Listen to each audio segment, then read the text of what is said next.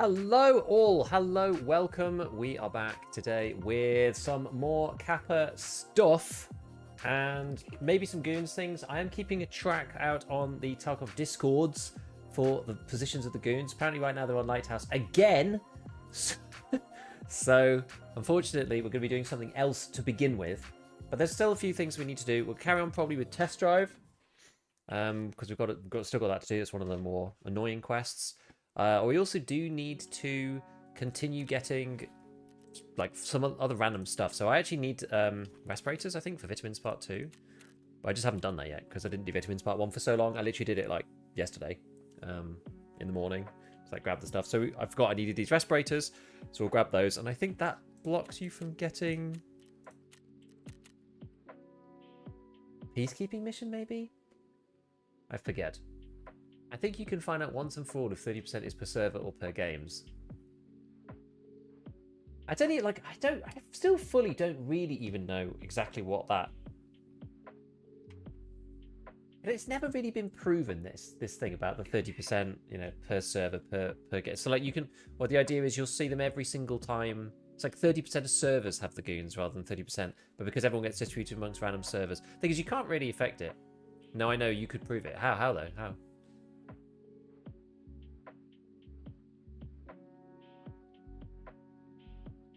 Hey, Ronco, what's up?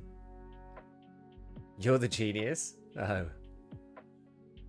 Yeah, I don't know, it's hard. I think one of the biggest problems about it is the fact that we don't know whether they were there or not.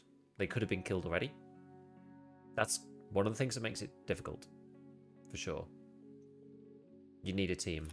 Yeah, you would. You would, for sure. What we got? A whiskey. And do these don't count, do they? No. Don't think so. Well, we could go around having a look and see. What time is it? 10:51. Okay, it's not too dangerous. What we got in this thing? In this bad boy? 162 SP. Okay. We've got the Bouncinator 5000 helmet on. Apparently this one has very good ricochet chance. I need to see if anyone's got a respirator. Oh, this unfortunate soul has.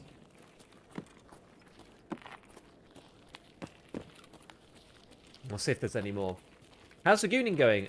We are just getting started today. We've so far done 2 days worth of, or like 2 streams worth of hunting for them. We haven't yet to see them a single time, which is a bit disappointing. Oh. There's a man with better stuff than we've got. Poor Soul's clearly doing some kind of APM dealio.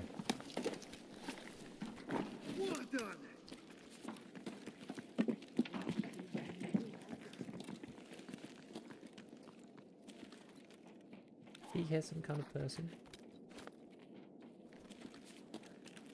I mean, the tiny loss of scav rep is probably... What's he doing? Changing his hat. Oh. I love the scav gang. Oh look, we can use the scav aimbot to figure out where he is. Who's this then? Ushanka, I don't need that, unfortunately.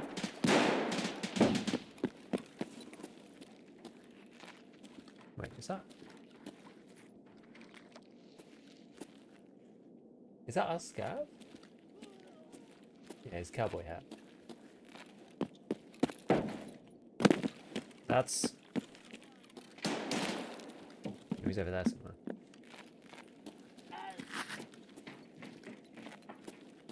Hmm.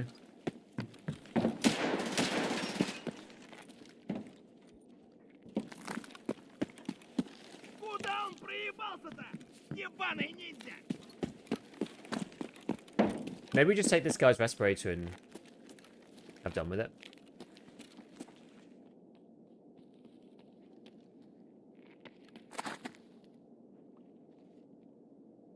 Could do.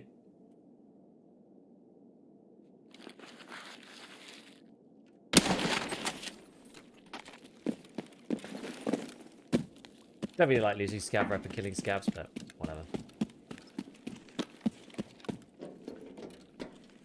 Rep's a resource. Hello, Quantanova Business. Did you finish Terminal yet? No, so I haven't done the story at all yet. So we're focusing on getting Kappa, and then we're going to be doing the story after that. So we're like, I would say we're mentally quite close to Kappa, if not necessarily practically that close to Kappa.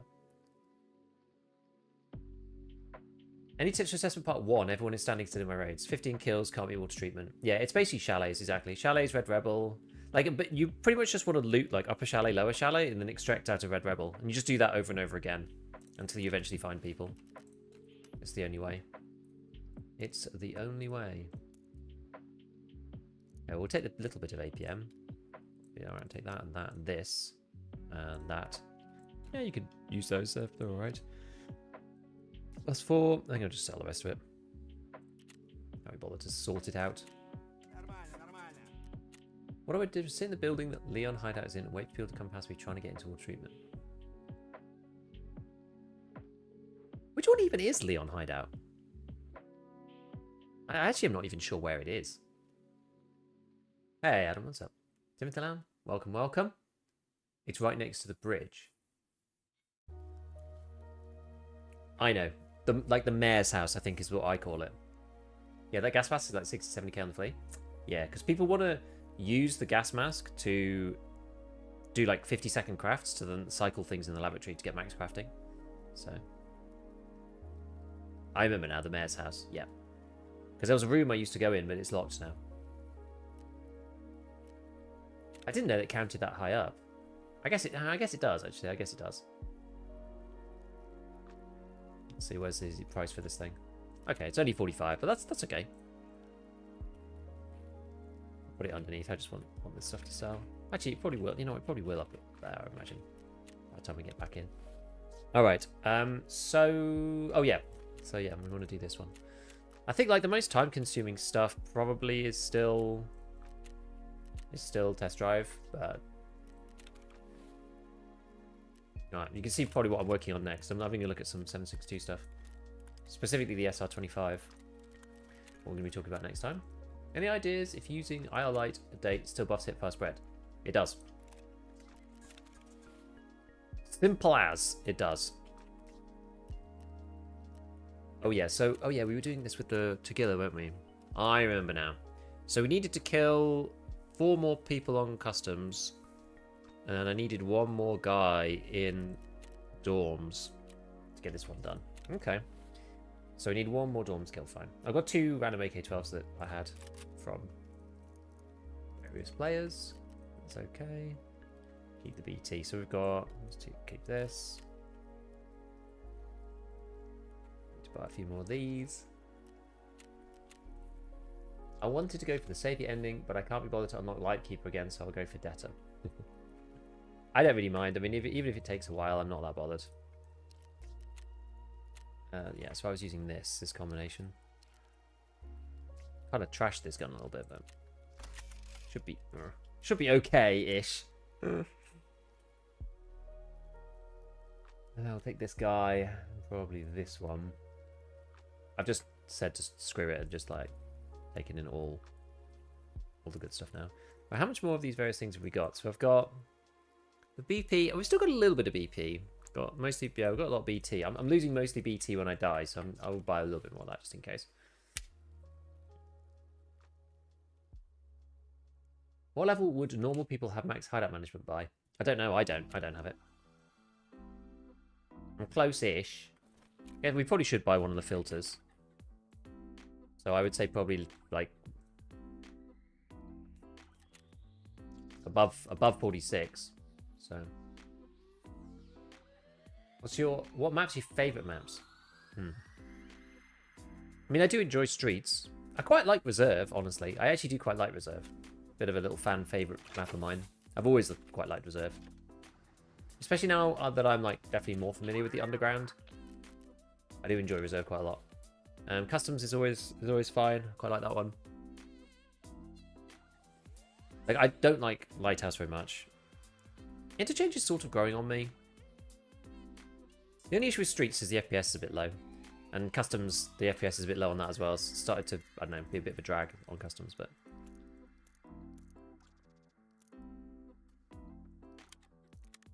What's this got in it? BT. Okay, we'll swap this out.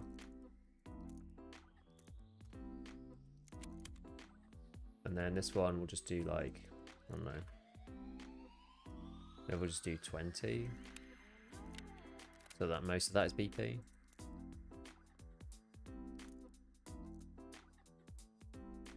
Don't really want to be repacking these mags particularly, but we've got enough, so it should be fine. Okay, we've got this, got that, got painkillers, got Dorms 314 because I do still need to look for Willer's wallet. Now there's this random one here that I have to do. I haven't done this yet, which is Private Club to go and get Skier's wallet. So we'll do that. I would like to get the goons, but they're on Lighthouse right now, which is unfortunate.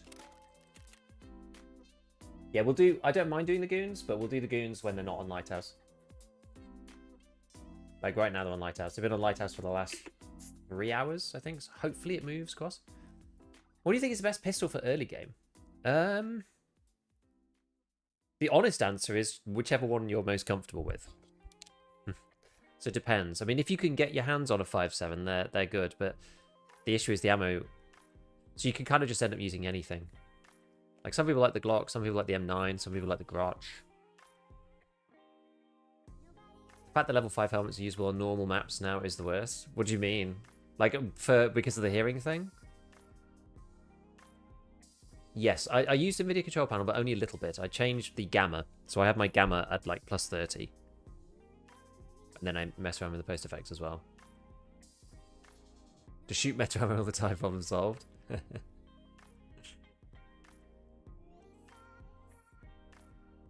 Glock 18C goes brr. I mean, that is a fun one.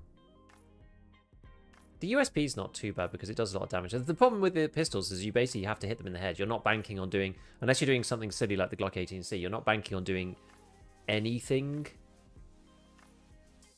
other than hitting them in the face. And a lot of people are wearing the Death Shadow mask and stuff like that these days, which just... It just makes the whole thing a bit crazy. Or one of these. I mean, yeah, you don't see this very often. Oh no, I forgot Green Flare. Oh no. Gooning at work, living the dream. Exactly. Well, yeah, if they weren't on Lighthouse, I don't mind. I've killed the most on Lighthouse, that's right. The spawn location is so central, it's easy to know if they're there or not early.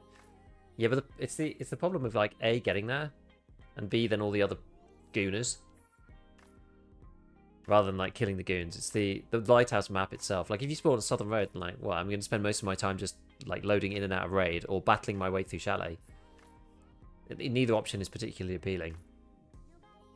I don't even have assessment unlocked. If I had assessment unlocked as well, then I would consider it maybe. But the fact that I don't have assessment unlocked, I probably should just go and get assessment unlocked. I had one more quest to do for it, which is, I think the Cult Part 2. I think I've just got to run into Shoreline Resort and maybe we do that next. I don't know.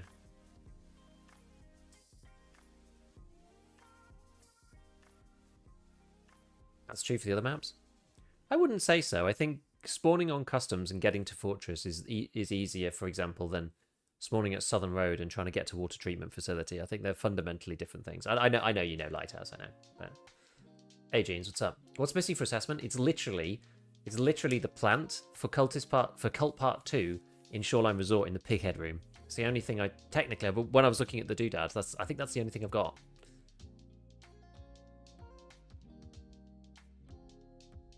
Don't you think it's a bummer we don't have hits that make pistols look like rifles again, like in real life? You can put a 16-inch barrel on the Glock.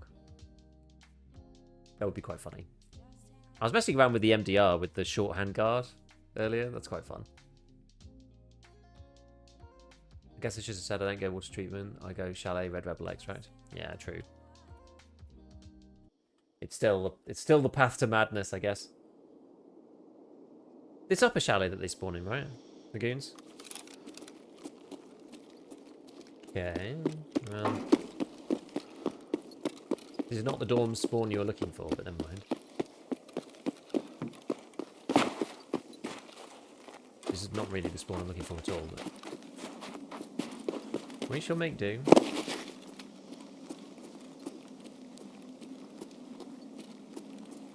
Lower.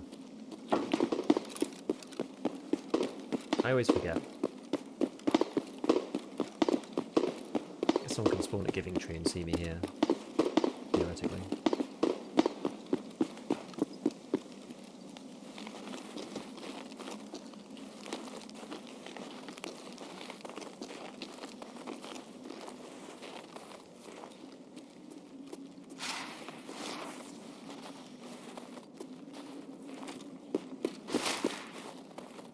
So hoping I get shot in the back of the head as well.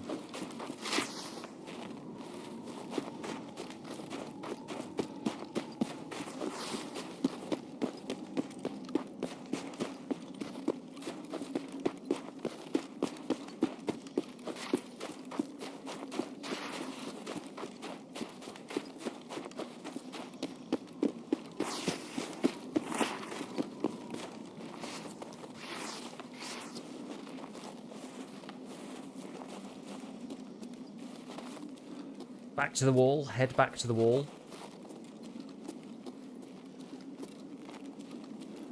Now we might meet someone here.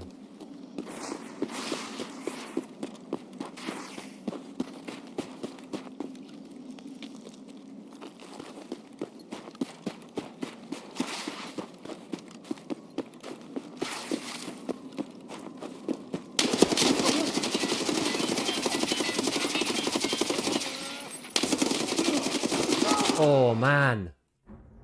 Dude. Not expecting someone to be in ice cream. God. I thought I'd killed him on the first volley, to be fair. Man, he's got like a scav sat outside his building. That's crazy.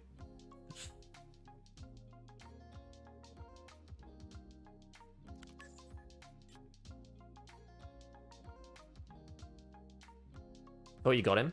Me too. Truck lover. I think this guy's real. What's this? What's this achievement when the light fades? I know that he's low hours, but I think this guy's real. I think he's just, I mean, I think it's just unfortunate. I think he was just like sat in a thing. He shot me in the leg. I don't know. I don't think he's necessarily cheating. I think he just shot me a million times with BT from a dark corner. No way he's real. Why, you don't think? Oops.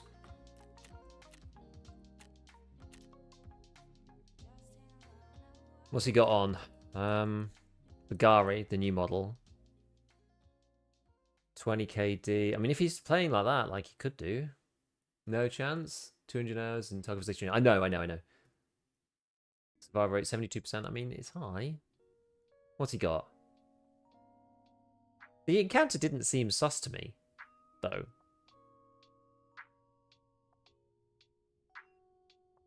That helmet.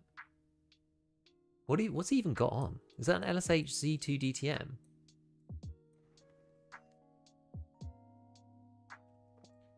$17 survival. I mean, I've got this. I guess it's not at 200 hours though. Could be an arena player. Could be. I'm not sure. I'm actually not sure. Could go either way. 512 raids, 200 hours. That is a bit. Yeah.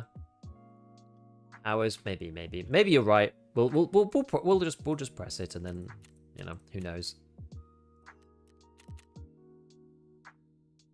Yeah, what's that ARRS achievement?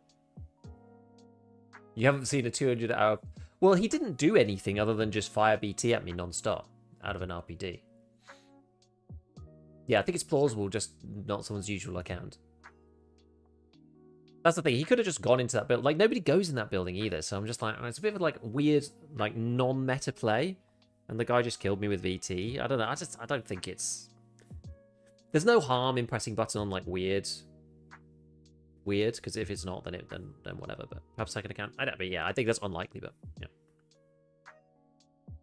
And it is customs too. People know customs better than the others.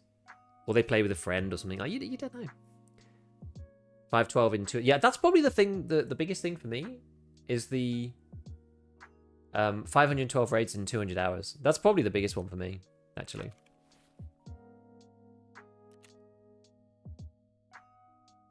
I mean, he's got about the same number of raids as I do.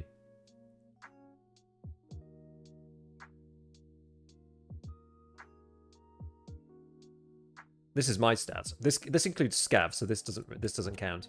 But I have 20 in a row PMC. He does have a survival rate higher than mine, but that's not necessarily, you know, problematic. Depends on how you play.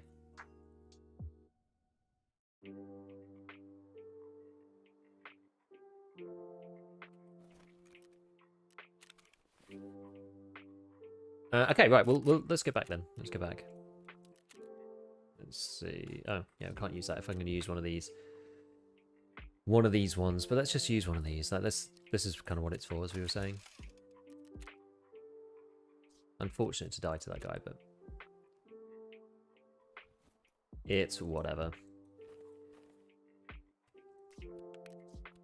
Alright, we've got some more of these lovely GAC double S's. Quite nice. Is that your overall time? Your current number of raids? Yeah, so the time is the overall, but the raids are just from that particular wipe. I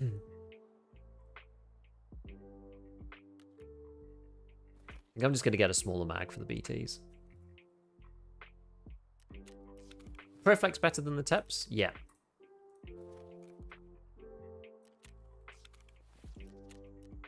Yes, they are. I would say by quite a... Oh, I've already got one.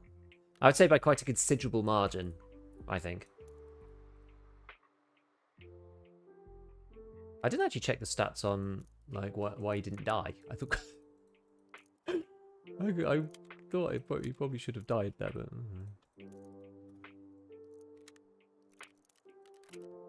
Unfortunate.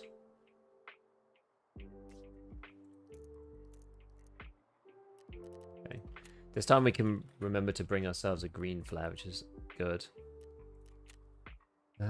Just heal myself with the various remnants of random Salewers. Okay. And we'll grab our actual Salewa. I do like the Tactec, actually. I quite like the layout. I need to buy more of these. I'm like losing a lot.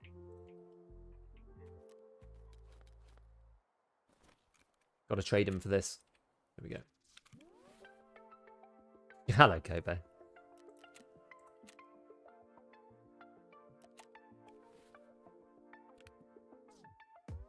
I'm going to take the bag just in case we get into a situation where we've got... Oh, actually, yeah, I was going to keep this, wasn't I? I'll use a heavier plate.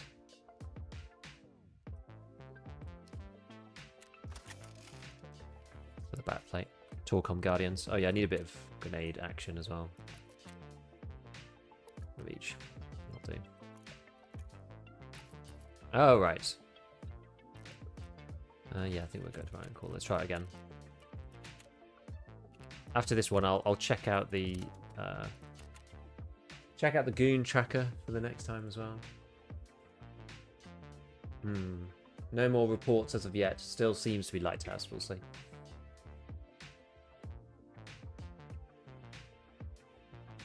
Tactic is a great solos rig because it's annoying to steal. True. Frosian, hey, what's up? Damn, I just got back to the death. 200 hours, 20 KD. That's an instant report in my book. I think it's because the situation didn't seem that bad, but I had a 1k hour player with 25 KD. Do you think that KD can be legit? I mean, it can be. It depends on how you do it. Good luck on your Goonson. Thank you.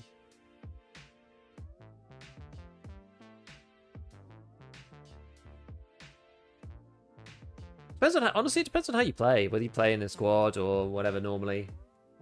Like, but this thing, the problem with Tarkov is it's always possible. These things are always like possible. Which is why it sucks. Because you're like, I don't know. I don't know.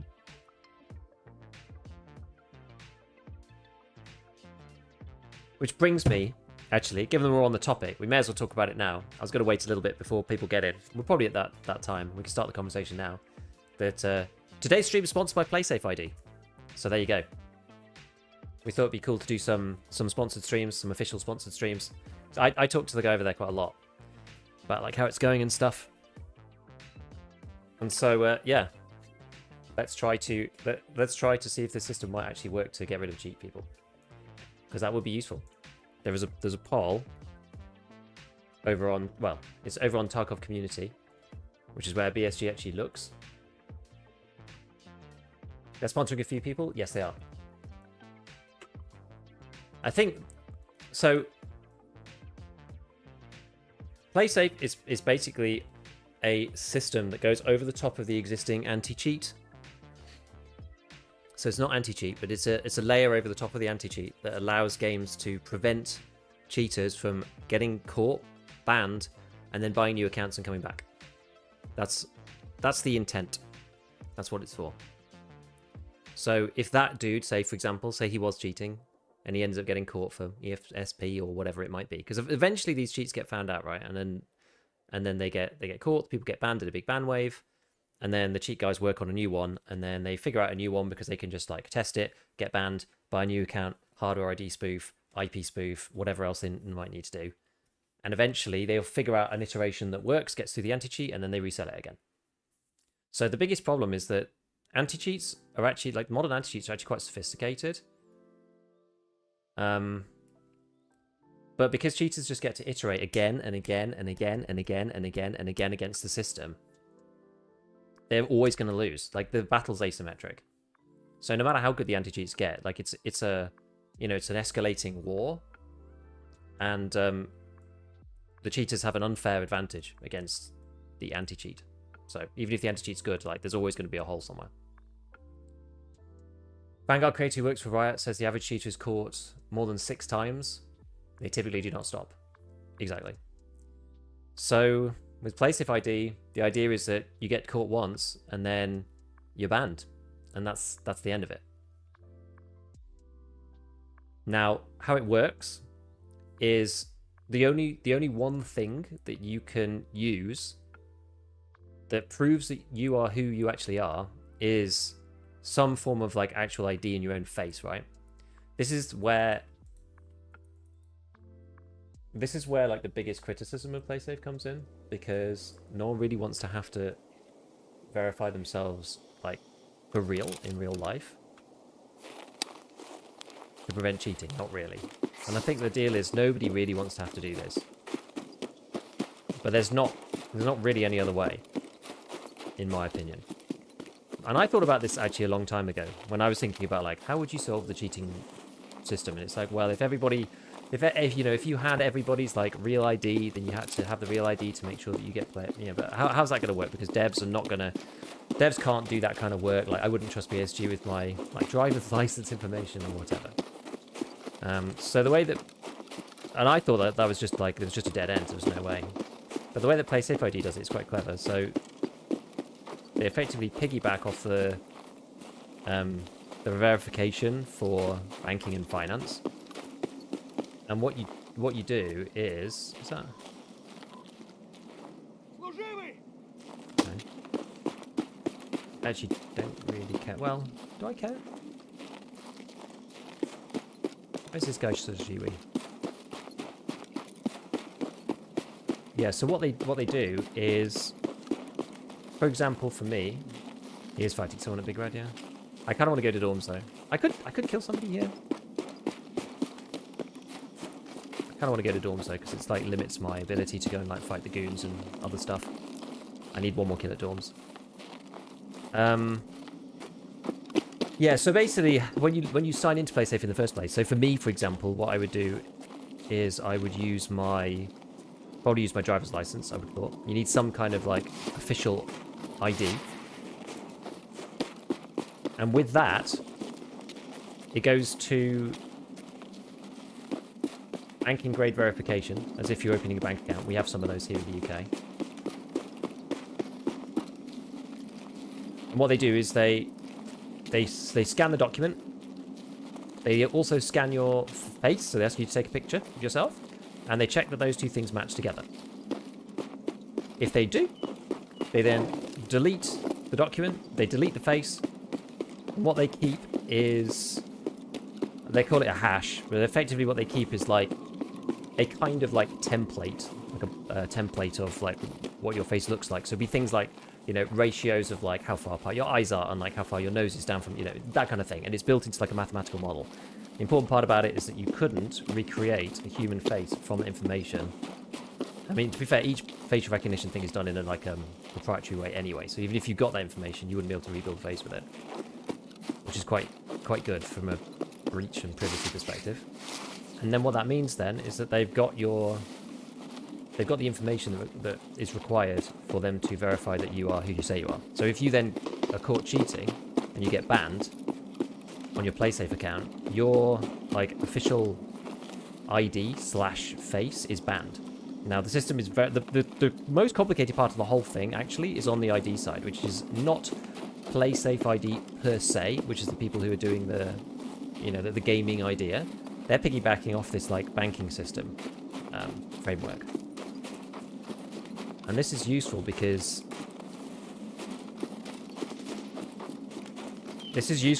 that system is very, very robust. Because it has to be.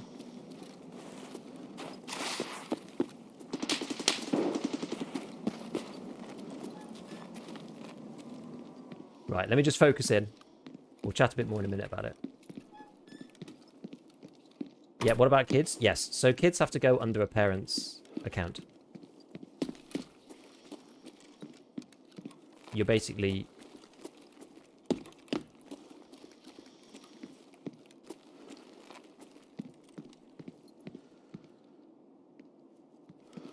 Hold on, let me just lock in.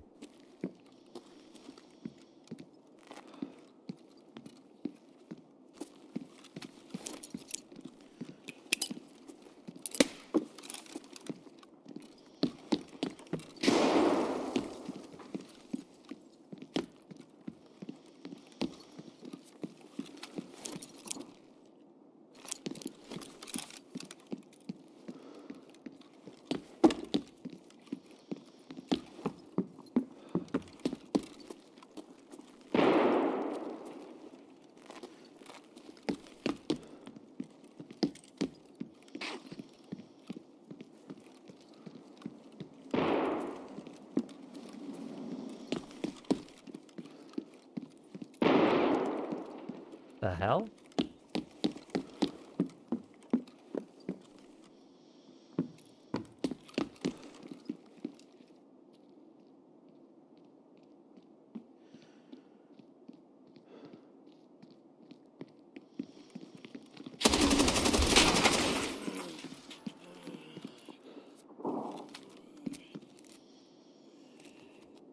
It's all below, yeah.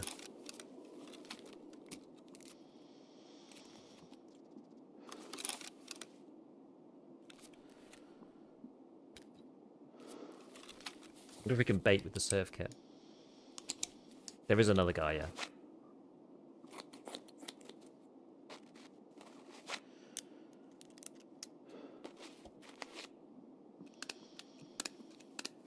Might create a black market for document verification with cheaters. The thing about that, and the thing about PlaySafe is that you need the actual person.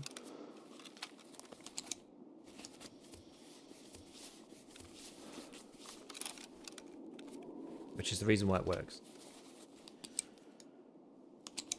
So you could ask the question like, why couldn't you just make an AI person or whatever? But because of the way that the system works on the like anti-fraud side, they obviously know about that already, right? So they've got systems in place to deal with it.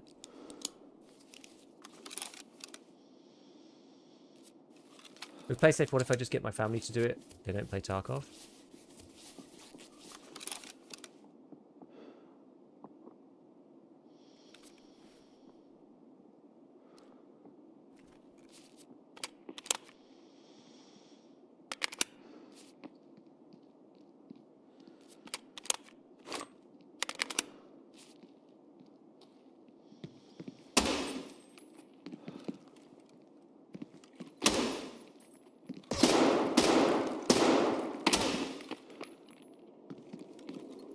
Патронов очень много еще.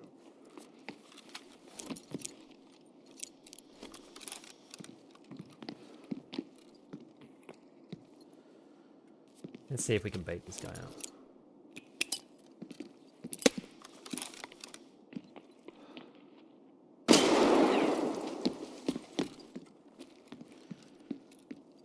If he's got a shotgun, I should probably would be further away, don't I?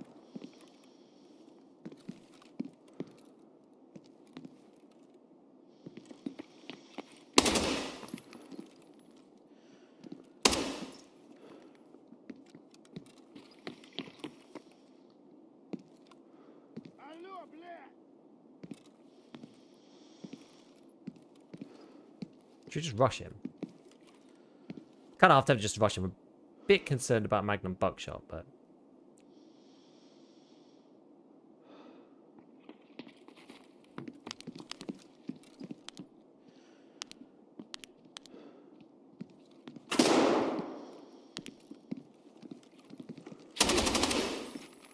Oh.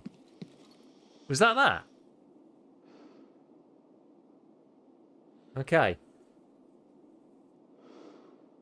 Cool.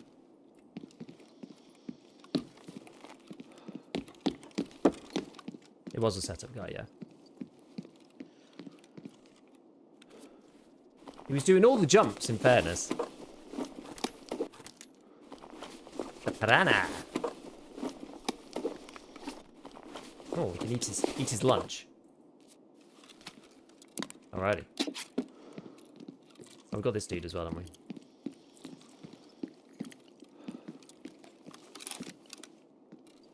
Pete got him there. Oh, this guy also wasn't particularly good, but...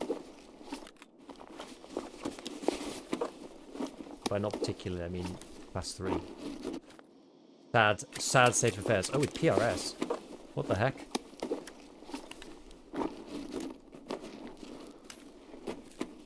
Okay, this guy had stood no chance.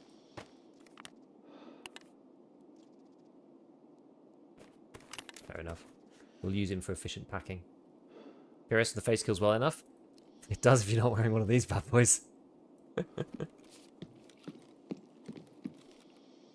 Okay, so what we're saying then? Imagine getting your nan's ID to cheat in Tarkov. Yeah, so the thing is like, theoretically, you could use your family's ID to do certain things. Just think about, like, what that could be. STM, caps. So you could take a family member's identification. It's a big box of M80. The thing is, like, super, super, super heavy. It's the only problem. Yeah, so you could take your family's identification and use that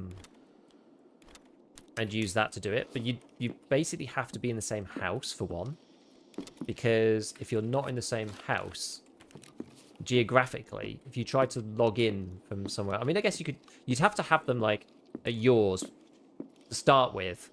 They'd scan their face and their ID, and they'd be like willing for you to do that, and then they'd have to do that like at your place, or if you live with them, I guess like you could do that in theory. But that would only work that once as well. So that's theoretically doable. If somebody else wants to give up their ID to get permanently blocked, then fine. That's like, yeah, one thing that could happen. Most people aren't going to feel comfortable giving some Russians their ID. Well, this is the important part. So BSG never see any of this. It's probably the most single important part. I wouldn't trust BSG with it either. And BSG probably wouldn't want to have anything to do with it, because BSG are not like a data privacy, security conscious whoever, right? It's not their business, not their job, but like they shouldn't be dealing with stuff like that anyway. They're not going to be good at that. So BSG never sees any of this. Okay, so we've done this one, so we still need to kill players, but I think we'll try and go and do Skiers one next.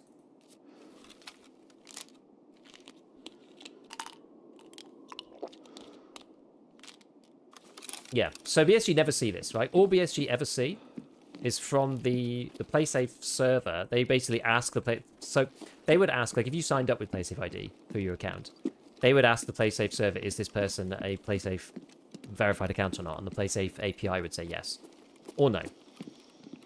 And that's basically the end of it.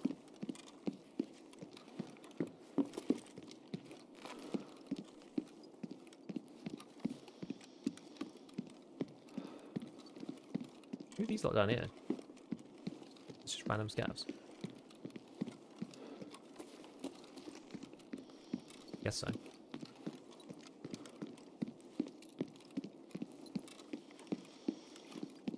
So yeah, fundamentally, that's how it ends up going. So BSG never see the information.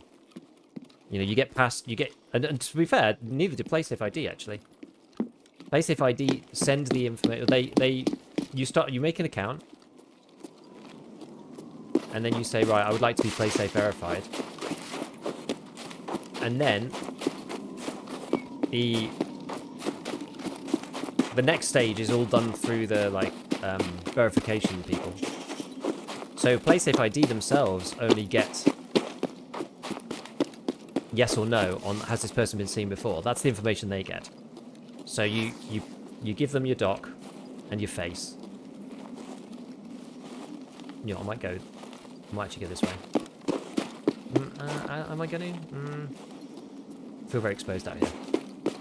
You give them the dock in your face, and they will then report back to PlaySafe saying, "Has this person, have we seen this person before or not?"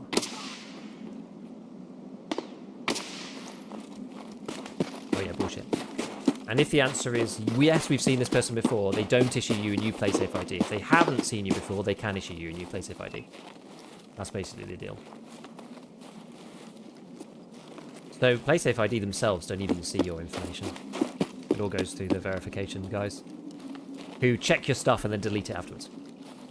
Is it geo-locked? It's not geo-locked, but if you move, say, then when you go to sign back in and be on the PlaySafe books, so to speak, you would have to do like a reauth of your face. This looks suspect, doesn't it? So you'd have to take a new selfie to basically confirm that it is you controlling your account.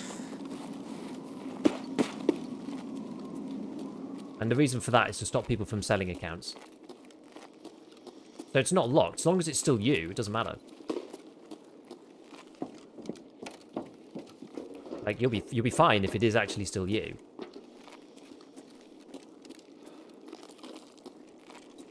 Can you suck a snub yesterday? Well done, Fizan. That is a toughie. It's a good job.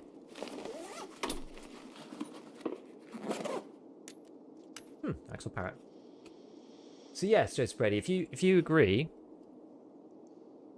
then I implore you to go and upvote this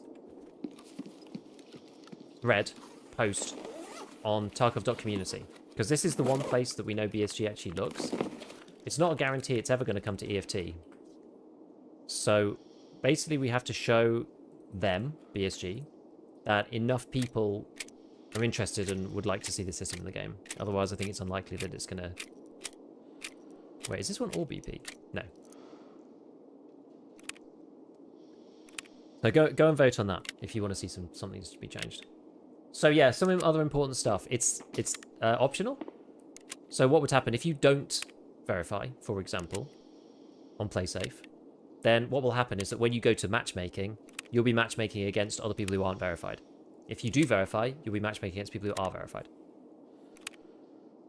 Yeah, PvE, PvP, PvP seasonal, PvP PlaySafe ID. Can't wait for my 25 minutes queue time to finish Insomnia.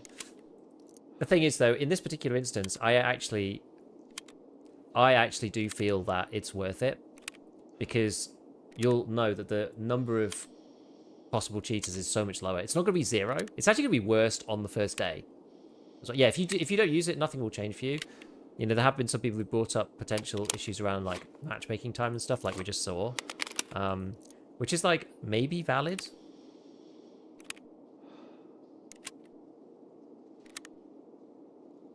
I think in the lower in the regions where it's like there's a very thin player base, maybe, but we kind of have that in Tarkov anyway, so I'm not sure if it's really going to be any worse. But at least you know you're not going to be killed by a cheater like 3 minutes into a game. So honestly, I would take it for that. Right, apparently Skia's wallet is in here somewhere.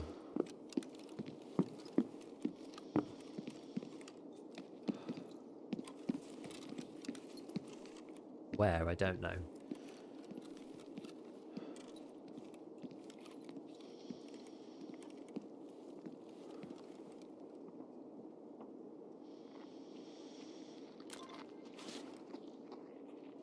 Damn, I couldn't even see it.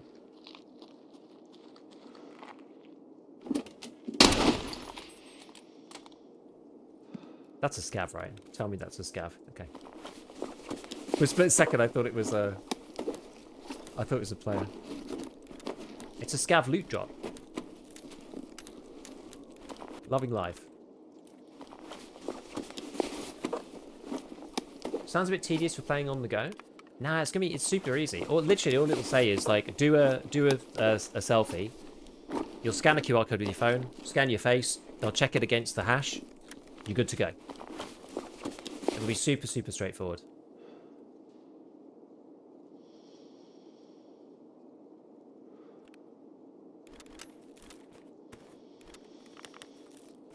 May as well pack a bit more in, why not? Use these in crafting. PMC with sandals must be German. They don't look like sandals to me. Right, where do I need to go? I mean, I have to just go over... Oh. I'm at the wrong side anyway. Oh, I have flare, though. I have flare. I have flare this time, so... Who are we sending a selfie to?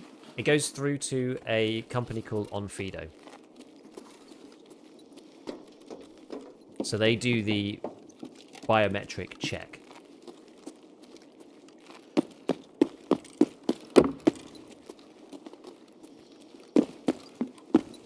Yeah, we DM it to Nikita.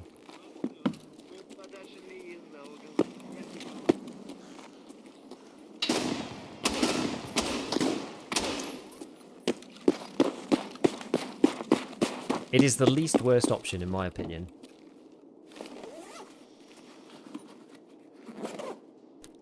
Confiscate all personal computers and have everyone go to computer cafes to play video games. I mean, this is the thing, right? Like, that's that, you know, you joke, right? But like, that's obviously a solution that doesn't work. This is the issue. This is why it's like so difficult to stop any of this stuff, because the solutions are usually either like too difficult to implement or too draconian or whatever. Like this system, I've spent a long time looking at it. And it seems like a really good balance of all the various things. Yeah, the risks to security and privacy, because, you know, in anything like this, the risk is not zero. And I'd be lying if I told you otherwise, you know? The risk's not zero on anything like this.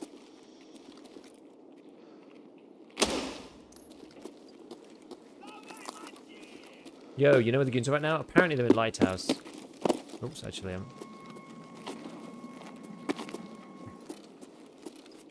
which is a real bummer, because I don't want to play Lighthouse. Oh dear. Really unqualified to speak on these, but anti-cheats have almost always been reactive. I think they're reactive when they have to be. I mean, it's difficult to know. You know, they'll think about countering known threats.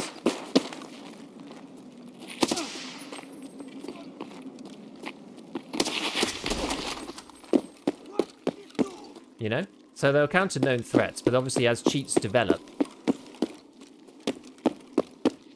then it'll be somewhat reactive in some ways. So it's a bit of both, I think, with anti-cheat. Kind of gave myself away here, really.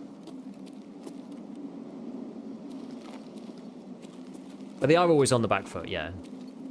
And they're also on the back foot, is what I was saying at the beginning, right? People get infinite chances. Cheaters get infinite chances, or the guys creating the cheats get infinite chances to try it, because they can just, like, try it out. There's nothing to stop you from... There's no sensible mechanism to stop you from rebuying the game on a new account, spoofing your hardware IDs, and spoofing your, like, IP address. There's nothing else to identify you. There's nothing else that you can do, right? Yeah, with the rise of DMA cards, there's no being reactive anymore. Is that me?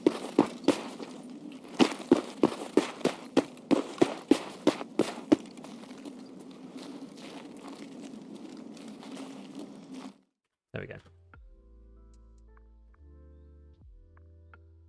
Games are always on Lighthouse, swear to God, I know.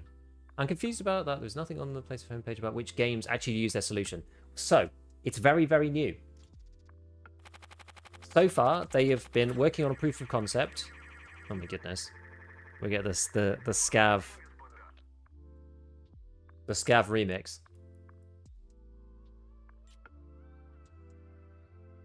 Yeah, so the reason why this is big news now is because they have it actually integrated into their first, like, decently sized game, which is nice, which is Scum. So I don't play Scum, but when I looked it up, I thought Scum was just some tiny game. But they actually have like 20,000 concurrent people, which I was quite surprised. Better than just kernel level anti-cheat. What do you think about making it a low level crime? There's no point doing that because people are, people who are making the cheats or whatever, or using the cheats, like half the time they're from jurisdictions where like there's going to be no enforcement, so there's no point. Yeah, you can't make it a crime in every country. Exactly. It needs to be like a technical solution as opposed to like a legal solution. There's no way. Bro hit you with the remix, I know. Yeah, there was some saying from somewhere that I can't remember. Yeah, it's like you need to stop every attack every single time. I only need to succeed once. Exactly.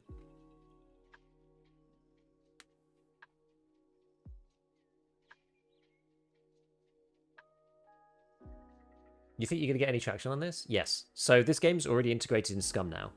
They started with 2 servers, and they're now scaling up to 20 servers because the system actually works, and they're so impressed. Like this, it's effectively, I mean, the PlaySafe ID guys are a startup, right?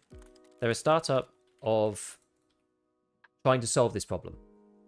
That's what PlaySafe ID is. So they got $1 million in funding to build the original system, to show that the concept works, integrate it into as many games as they could early on, to prove that it functions, and then move on to the next stage. That's basically what happened. So they've used that money, they've shown that it works, they've integrated themselves into Scum. The guys at Scum are really happy with it. And so now that they've actually, now it's not just unproven, because the first place that it goes is always going to be the hardest, right? So now they've got into somewhere, and people can see that it actually is working. Because like there's a million questions that you could ask as like any odd dev of as saying like, why would I put this in my game when it's not proven that it's necessarily even going to do the things that you say it's going to do? Is it going to cause me a headache? Like, PC gaming is, or in gaming industry in general, is in like a bit of a having a hard time right now. Like devs don't need more problems on their plate, so you got to be kind of courageous to stand up and say, yo boys, we're going to integrate this new thing into our system. So like, and they know that more than anybody else. They knew that the first step was going to be the hardest. Nice, we did this one. Good. Okay, the only thing that was problematic about that was it's just annoying because we were having to go to dorms all the time.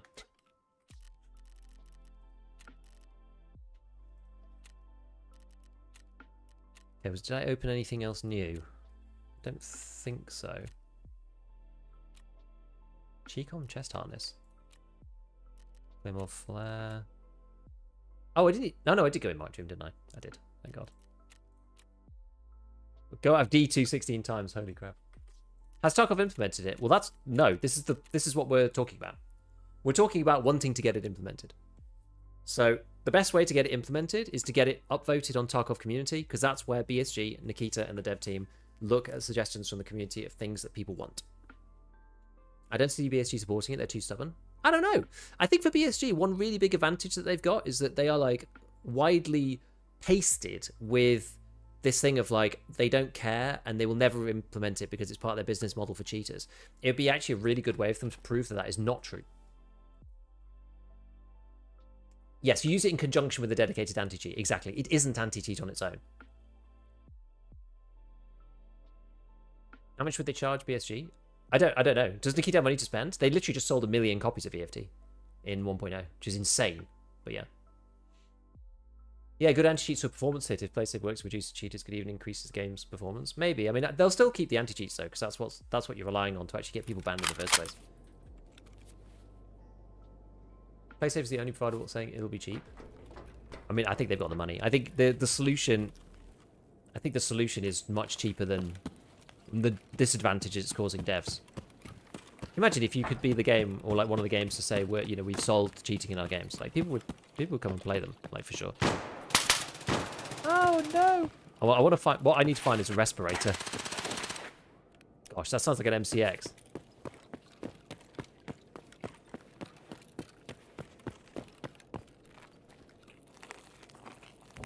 The advantage PlaySafe has is if they're the first mover,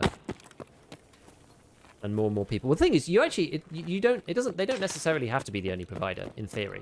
It's just you benefit if they are, because it means that players who are from other games, like they will already be banned in your game. So you actually already benefit like joining a bit later. So the advantages to join them gets bigger and bigger as time goes on. Interestingly.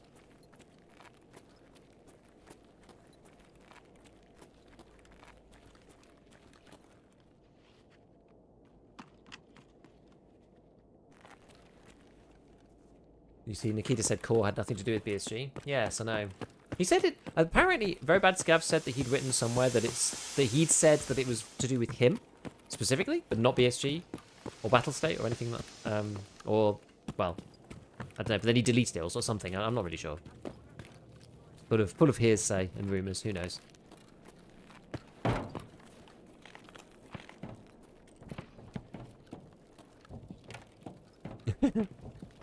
New monitor have an inbuilt camera. Then look if the monitor if it detects you cheating, the screen explain. Isn't there a problem with how unskilled devs can ban you erroneously, causing you to lose access everywhere? So that's obviously an issue that they have thought about. So when a ban request comes through, so there's two things. A, PlaySafe ID are not required to ban you in the same way as an actual individual game. They can do, or you know, or they don't have to. So, and each dev, as I understand it, will basically have like a trust score as well. So if they're like, you know, known for making errors of judgment in their determination of who's cheating and who isn't, then, you know, basically PlaySafe can do what they want with that information. They also get information about like what exactly was the ban for as well. That's like a key part of it. So if it's a ban for something very clear cut, and it's more likely to go to, you know, full enforcement than if it's for something like spurious. If it's like a manual ban, for example, then like PlaySafe doesn't have to do anything with it.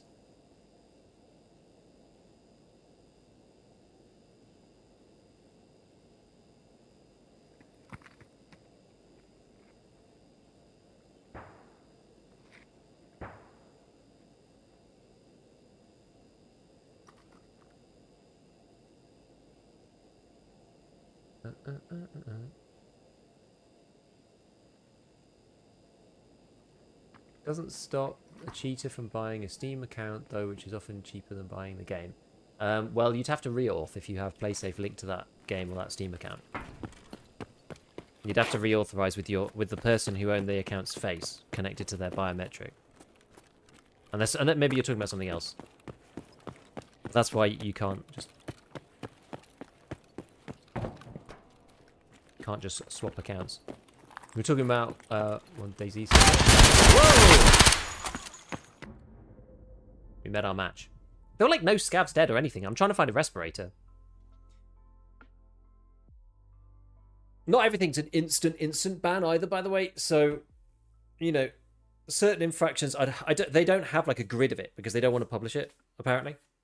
Which I can kind of understand. I jumped. I actually didn't. But they don't have to do like permabans for everything. I think the glitching exploiting thing is kind of that one's kind of in a bit of a weird grey area.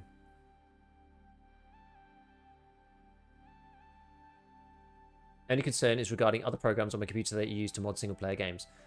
So long as you don't play on PlaySafe ID servers while you've got those things open, if you get banned from any of your games,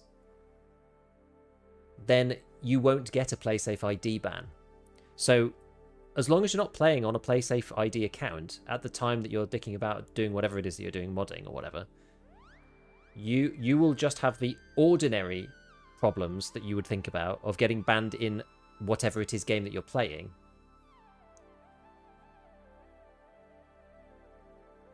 Which, you know, could happen anyway, right? Like if you're messing about and then something's detected and then you get banned from Tarkov, for example. Like, obviously that could still happen. Like, that's got nothing to do with PlaySafe.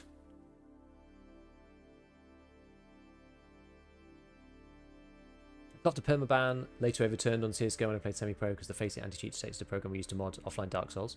I mean, there's an overturning system as well, right? Obviously, if it ends up being proven to be false, then these things can be overturned as well. So there's that too. Just speaking generally, not specific to any particular game. Yeah. I mean, look, it's there are big things to solve with this, right? There are big questions, especially around edge cases. This like tech in often is always about edge cases. Like, oh yeah, it works for like 98% of the time, or like 99.9% of the time even. But that means 1 in 1,000 people gets like, you know, something unfair happen. Oh yeah, I need to give Skier his wallet. Okay.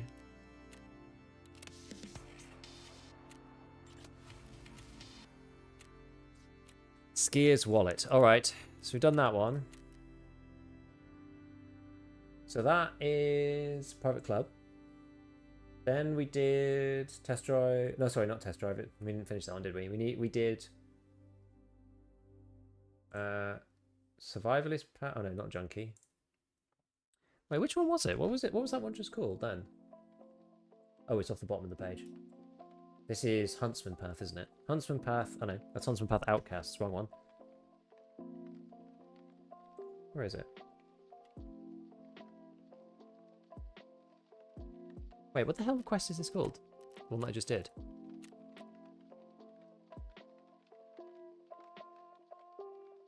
Called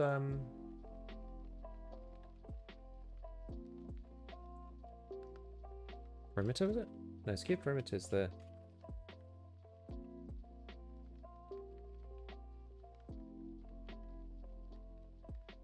Perimeter's the factory one, right?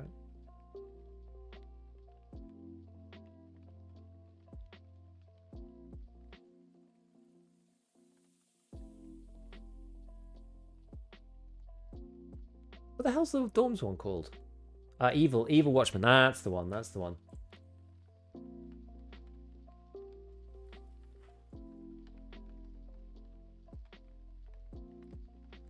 I think maybe I already had it. Maybe I already had it selected or checked off or something.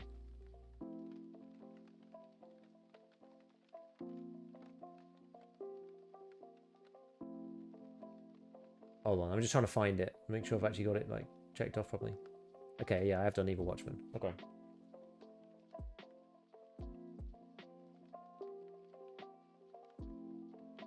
Right, let's see. Where are the goons now? Shoreline. Okay, apparently on Shoreline.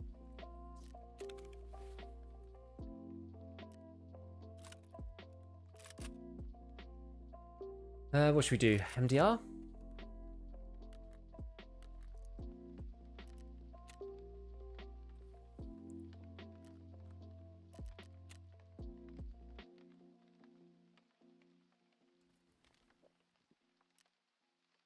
Probably don't want to take Proflex and this bad boy to short. Should we do Champion's Helm again? Quite a fun one. Okay, that will do. And then we've got, yeah, the Mayo here. I need to go into the pig room, basically, so I need to take a marker with me.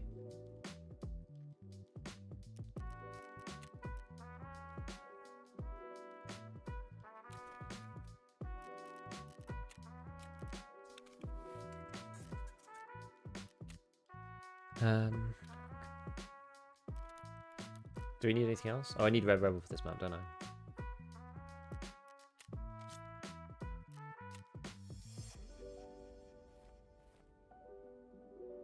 And then some mags.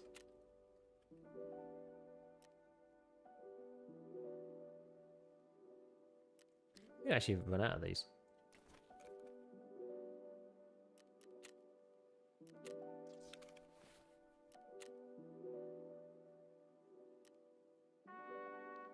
Oh, I did actually have one already. Oh.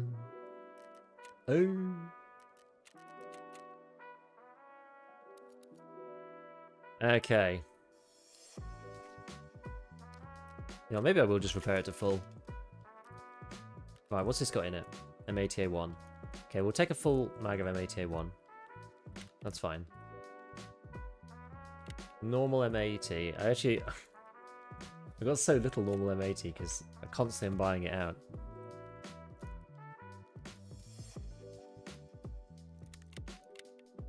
I've actually got more MATA1 than I have normal MAT. Pretty funny. Gooners then. Gooners. Let's see. So yeah, we'll try and get the goons. We'll try and get the goons. I can also go and grab the doodad.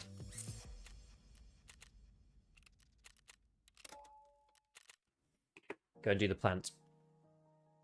Shoreline goons isn't the worst. Yeah, it's okay. All right. Let's see. Ba ba ba ba ba da ba.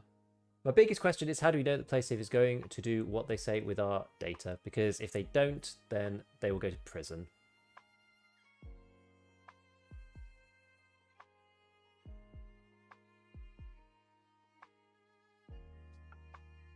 And they're not big enough to lie about anything. They're not like a big to fail mega tech corp. So they have to do what they say. Otherwise they'll get absolutely shafted.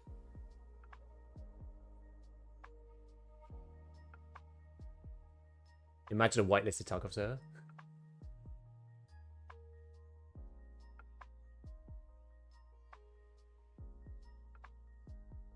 I can see a problem with trying to get BSG to let you prove your innocence if you stream or record your gameplay. If you got flagged, then he went to PlaySafe. So one good thing is that...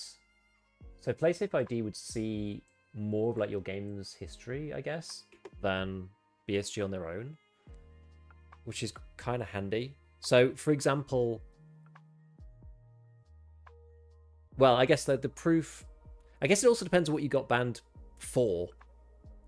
So false bans, the usual example for false bans normally comes up about the motherboard thing. You know, so there was a manufacturing error and a load of motherboards had the same hardware ID.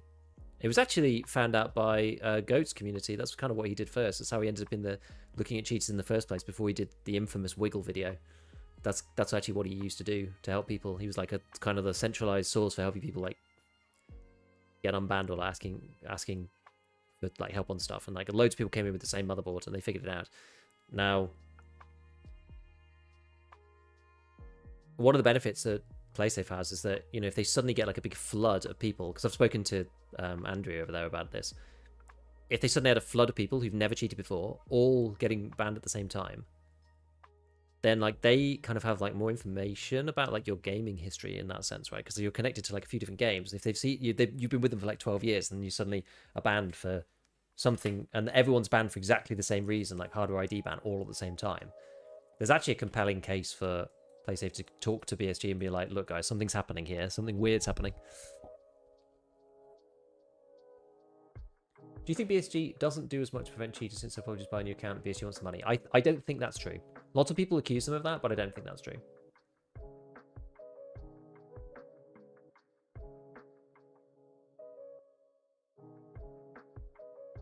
I love how $1 trillion corruption scandal is being exposed in public and I could just go to a game stream, it's just another Wednesday. I do try to keep out of all of the real life rubbish because it is rubbish a lot of the time. I keep it on top of all this stuff personally, but I just don't tend to talk about it on stream. Except for fun, interesting, nice stuff. I like fun and interesting, cool stuff.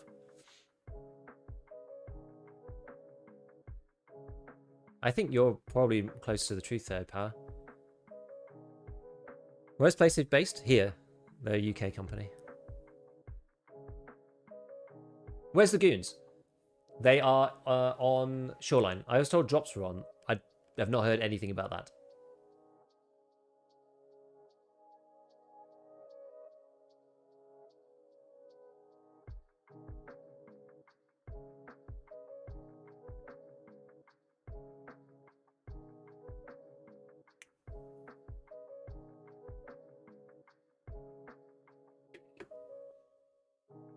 What's your server, bro? I'm on Auto EU, but apparently they're on Shoreline. I haven't seen them myself. This is my first raid on Shoreline. I'm just looking on Tarkov PAL Discord on PvP. Apparently people have said they're on there, so I'm giving it a try. They were on Lighthouse all morning. They've only just moved across.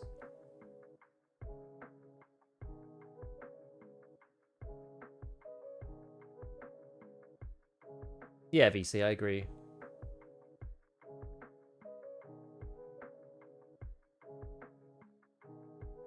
That Discord is the way. Well, because people are actually posting official, you know, they're posting screenshots and when they actually see them, which is good.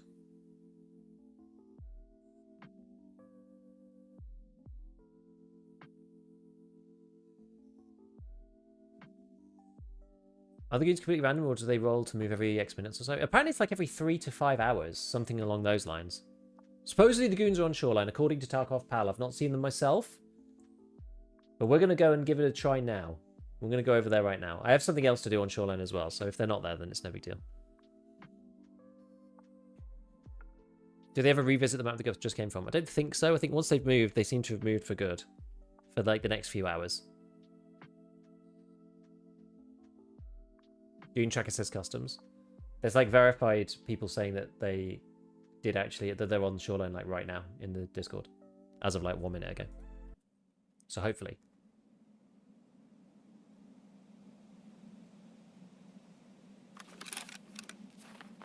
Right. I'm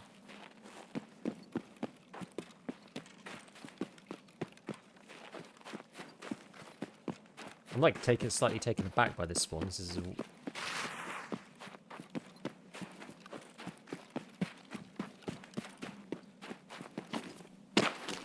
yeah, I'm on auto. I don't pick a servers particularly.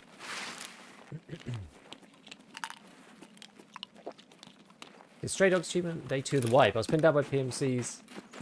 Well, unfortunately you wouldn't have had the quest, which is the annoying thing. But pinned down by PMCs in the industrial building on customs. And the goons walked over, killed the 2-star.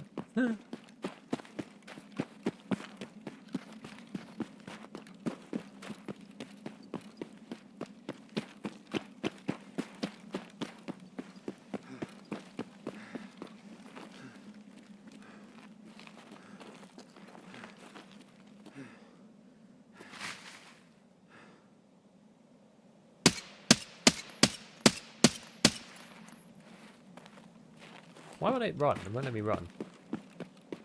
Just scare the life out of that man.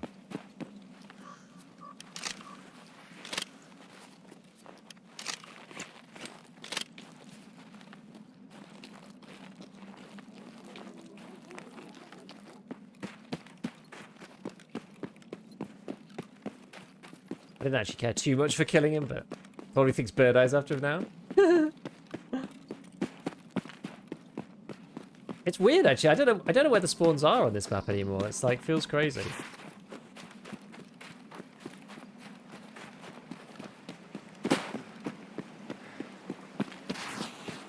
Actually feels kind of crazy. Oh my god. Not snipers, Gavin, no.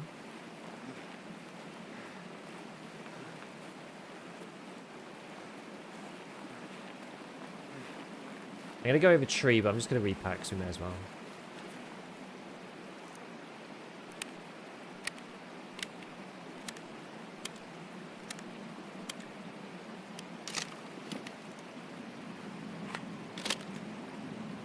Please buy SJ6 for goons. I actually have one. I should have used it, yeah. You're right. You are totes correct.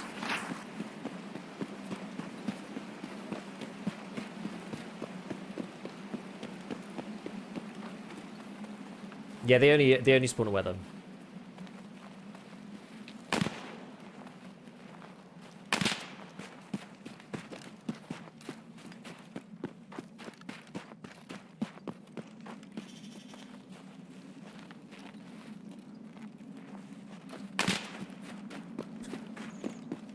This guy just like leaving the hell alone.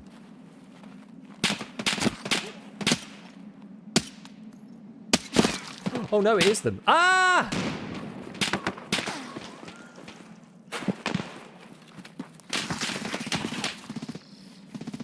Oh, crap!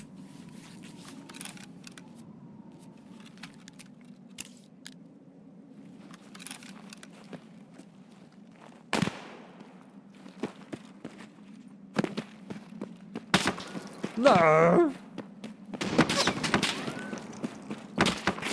No! Come on! Goons in the open field. What's he doing there?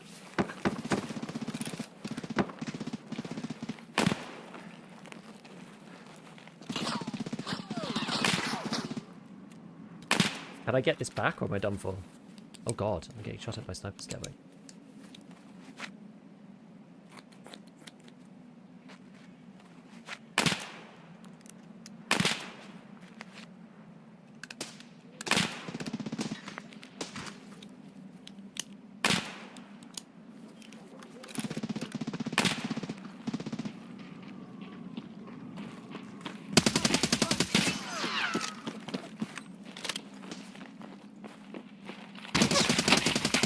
We did it! We did it, babesy! We did it! GG's! Right, you can just...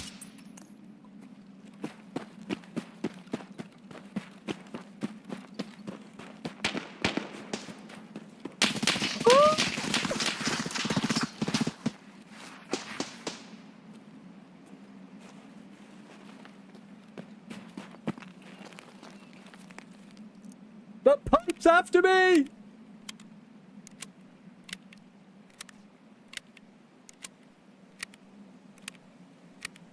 Not the pipe.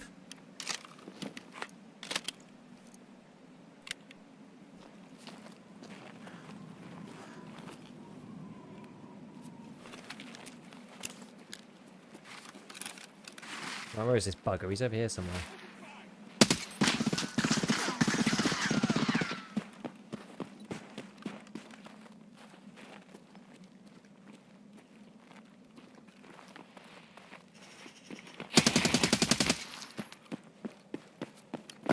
Oh, I heard another set of steps over here.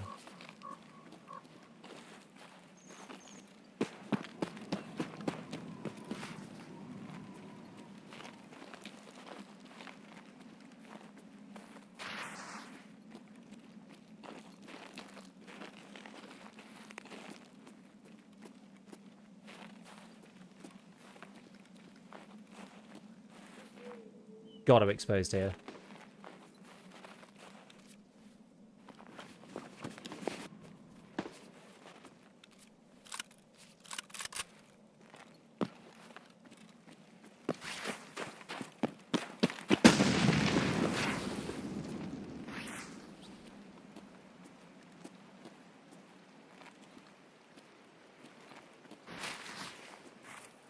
Where's this guy? Yeah, special offer. I only need the goons, like, LBT.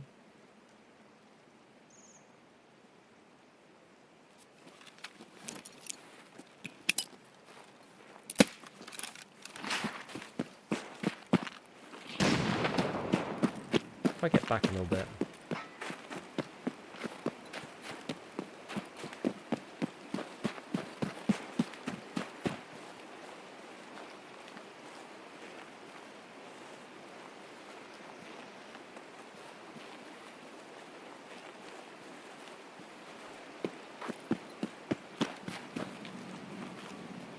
I don't know where this guy is.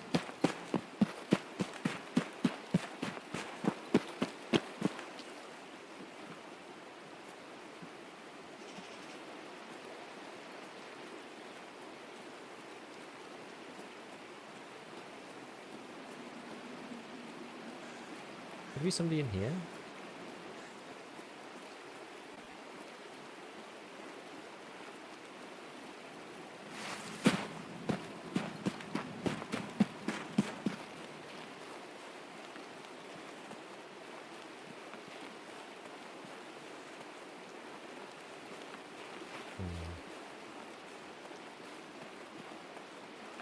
Guy's very sneaky.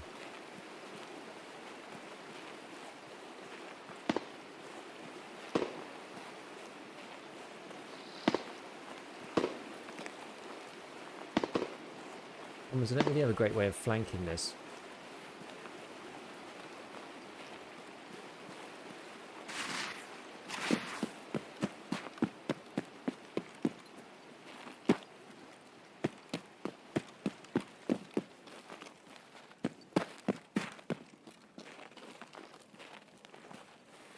Here or some crap.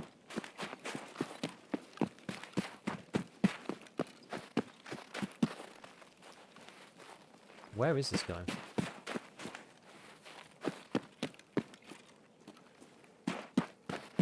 Look down from resort? What do you mean? That's like way too far.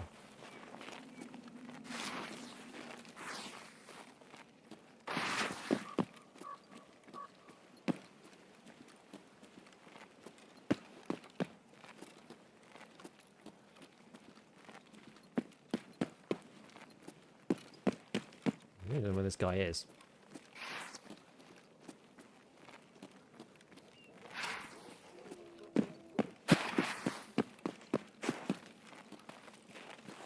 Maybe he's like swung round further. Oh crap, it's a scav.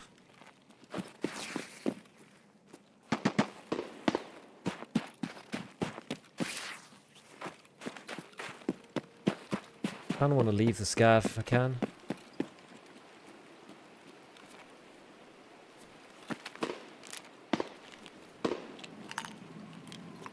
Just PK up.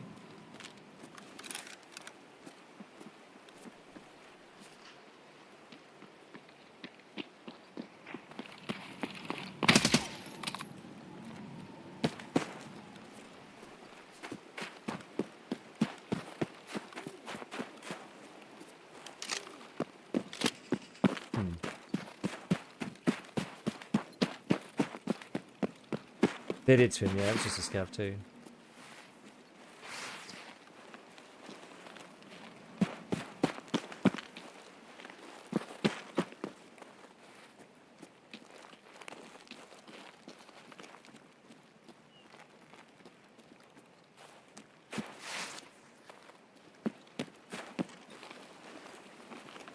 This guy's he's surely not gone, is he?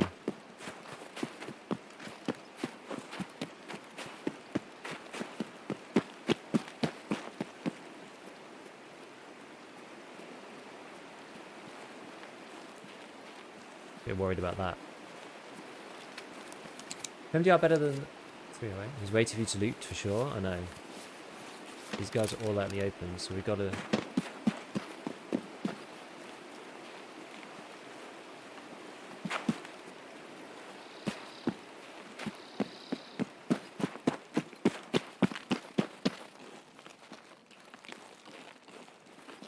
I mean, I can loot this guy.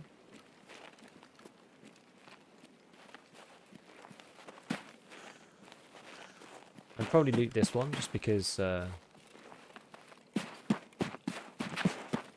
like from here, I don't know where he would be. To grab me from here, you know.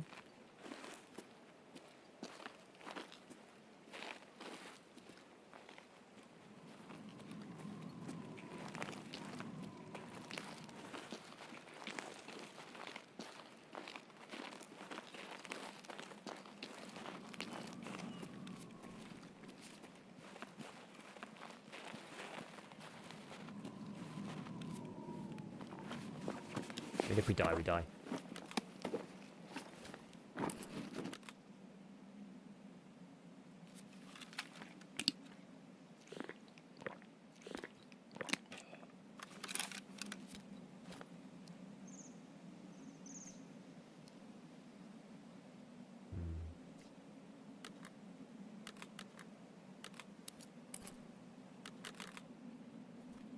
For now, I'll just keep this here, I think.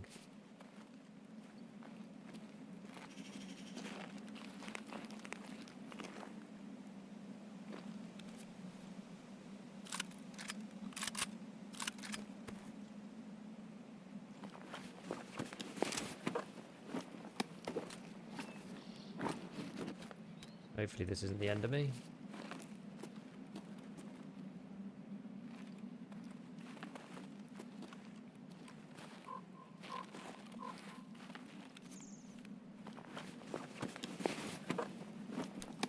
You kill him? I did.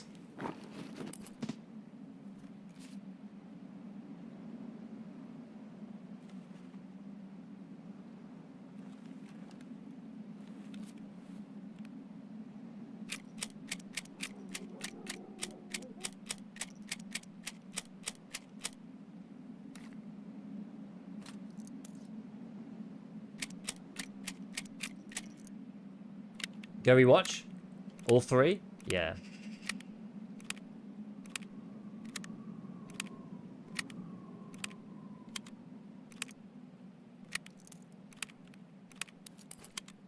Actually do have a smoke grenade from these guys. It's kind of interesting.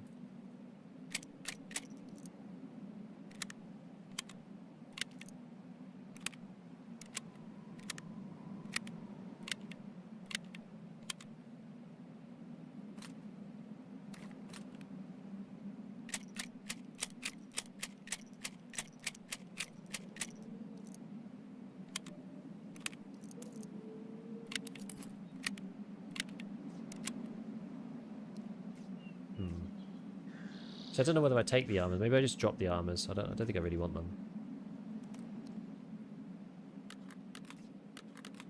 What's this guy now? JSP. Don't care about these.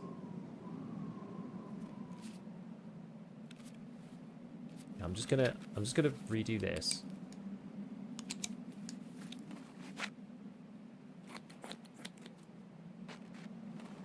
It's a real sus spot, unfortunately. I could swap the armor over from their rigs into mine, keep them with the tech and stuff, but it's just, it doesn't matter economically enough for me to bother doing, to be honest with you.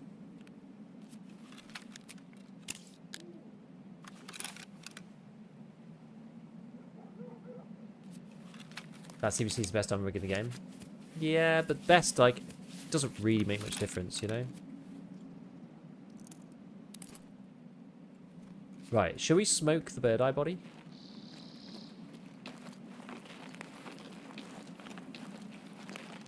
That's what I think I'm going to do.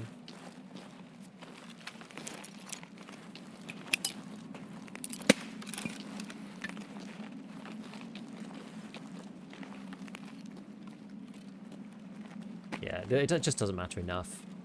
I guess we say I could swap all the stuff over, but I just can't be bothered with the faff. Saw the fight. Let's just say it was slightly chaotic. I wasn't quite ready for them to be like right there on the hill.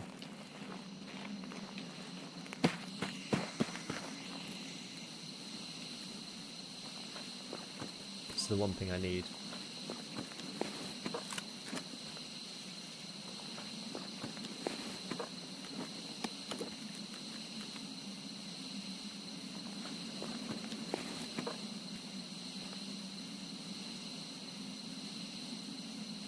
Okay.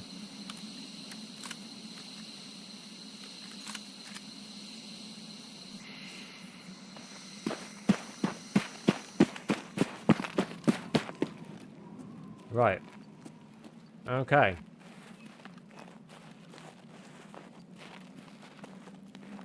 So I'm thinking now, yeah, we have to get across to road to customs and the like. Need to get out of the way of this, really.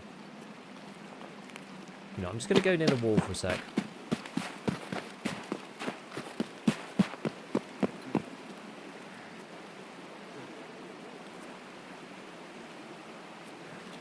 Use a couple of these. Railway bridge usable? You can actually use it, yeah. God, we're like freaking stimmed up, aren't we?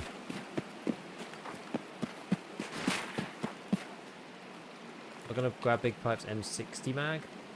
Oh yeah, I should have really. But the problem is he was like right on the edge of the thing.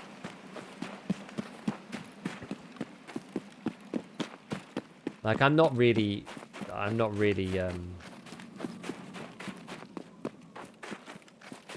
starved for 7.62 NATO, to be honest with you, at this point.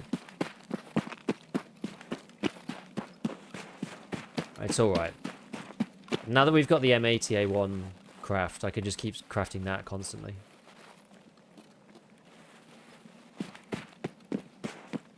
Like, yeah, it could have M993 in it or something, but like, it's fine. It's not worth me dying. I want to get the special offer one done. I'd rather do that than get, like, you know, another mag of whatever. I do want to get the goons. I don't really fancy fighting them that much more often than I have done already. I got quite lucky, I think, actually, that they started shooting at me when they did. I thought it was a player up at Weather Station.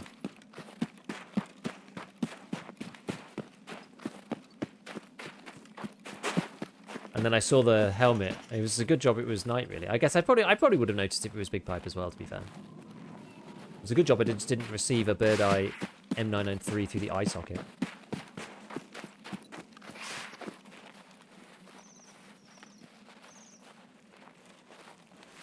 But yeah, all the other stuff for that quest, special offer, I've had through the Cult Circle.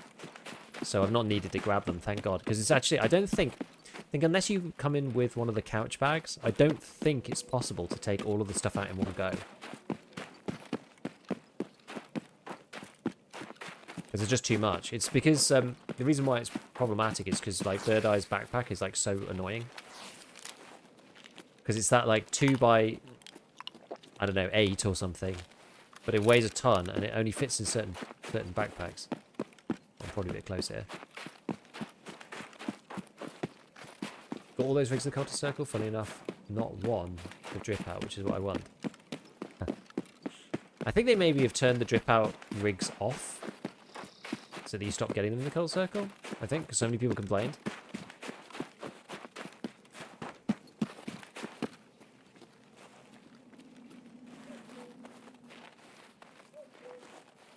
Why'd you carry Docs instead of Sick? No specific reason. I should probably carry Sick at this point.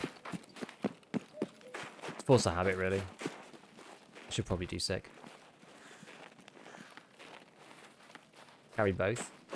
Can do, actually, with the beta, yeah. Yo, Fish. What's up, dude? Long time Skeptic listener. Got the day off work finally here for the stream. Keep the good work. YouTube podcasts are awesome. Thank you, mate. Appreciate it. Yeah, so you can get to... So, I mean, this one is always a bit more risky, right?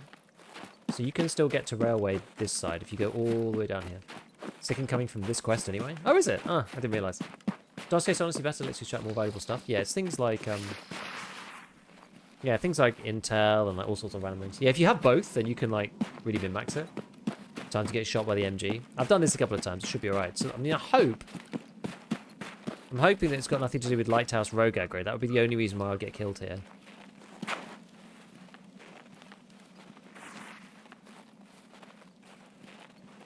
Do you get shot by them if you aggroed the rogues? It's the only thing I'm wondering about. He's shifted and is looking straight at me. Shall I go road to customs? I'm actually a bit concerned here.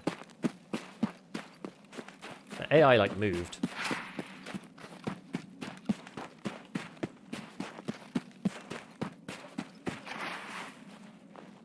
That's scary. He moved and turned facing me. I don't know. I think it's okay, but I'm not going to test it right now because I don't want to have to get that rig again.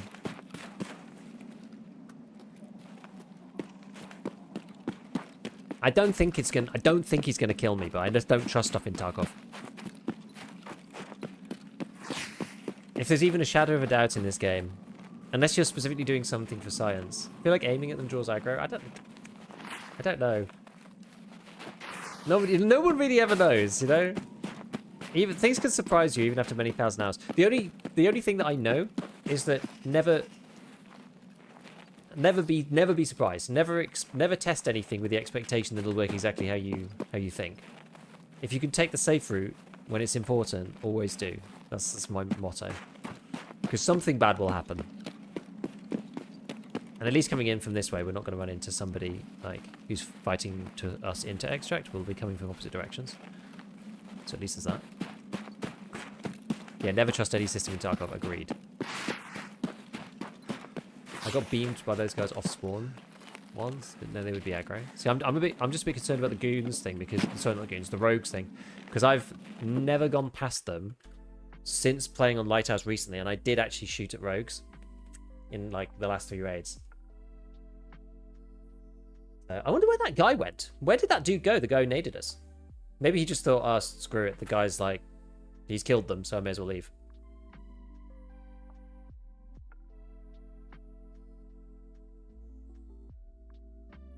Do you know if the mortar strikes from a blue flare count towards your kills? As far as I understand, they don't. Because I saw a post from Airwing Marine. He was using a blue flare to try to kill Zerachi. And he said you could try as many times as you like because the damage doesn't count. 17k XP. Look at that. Bird Eye first as well. It's quite nice that. This is the best way. This is like probably the best order in general. He's the one I'd killed already twice, so we just needed this last guy.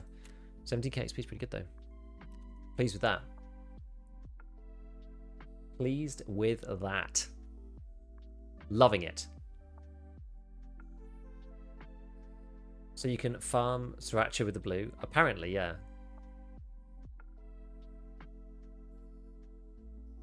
I think so. Hey, Chewie. Thinking to use blue flare to clear out weather if the goons are on? Yeah, apparently not. Now you'll have to change the title and figure out a new day's plan. Well, we're still working towards Kappa, so Maybe I will just call it We Killed the Goons.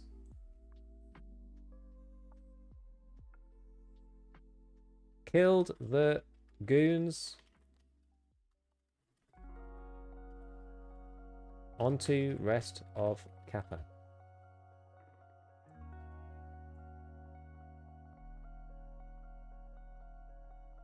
How do I change it on YouTube?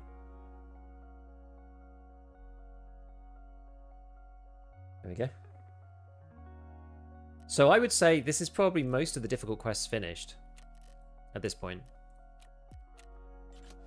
You do get a sick case from that. Very nice.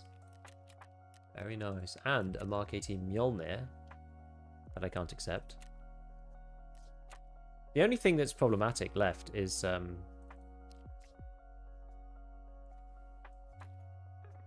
getting a Willer's wallet, I would think. Oh yeah, loads of XLs. We can get rid of these.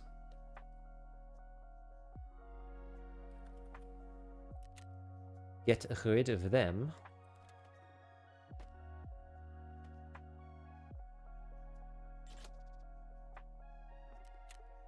Sell one of those at least.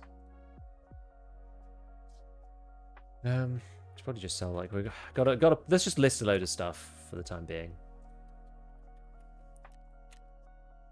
Don't need any of these things, so we'll clear out a little bit while we're thinking about what to do next. So I probably want to finish test drive next, I would imagine. That's probably the next job. What's the ultimate hipster gun? The VSK-94, the G36. I wouldn't say the G36 is necessarily hipster. Probably the VSK in that sense. GSK's got its own style, but I don't think it's necessarily hipster personally. What do we get in this? 1 billion rounds of M855. Thanks, Bird Eye. You're a real one. I mean, a bit of M80. It's better than nothing. What was in this? Like, why do the goons... It's sort of a, like, I don't know, double-edged sword, isn't it? Why do the goons have crappy ammo? On the flip side, like, well, they're going to insta-beam you if they got good ammo, so... Can't really complain too much.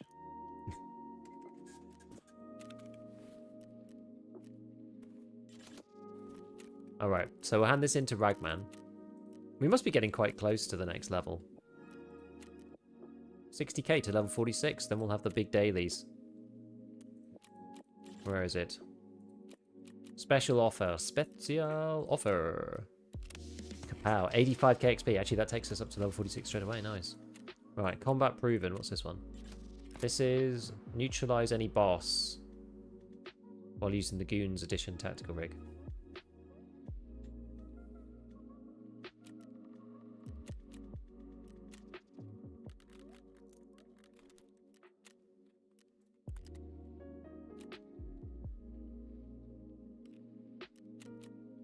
Oh my goodness.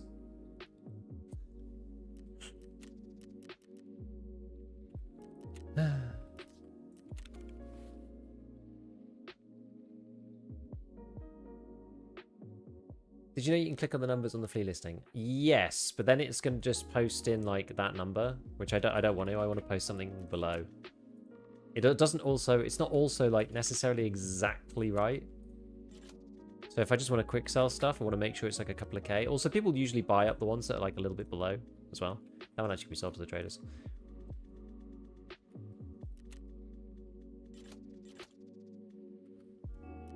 Second that one probably.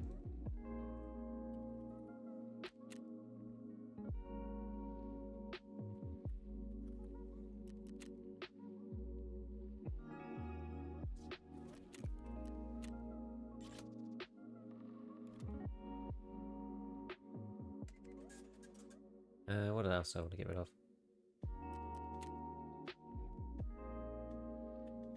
So I've only got one of those.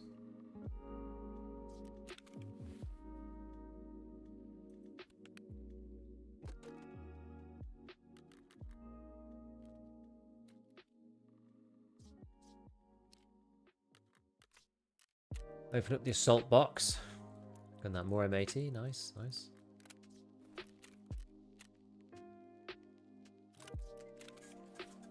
Okay, Mark 18.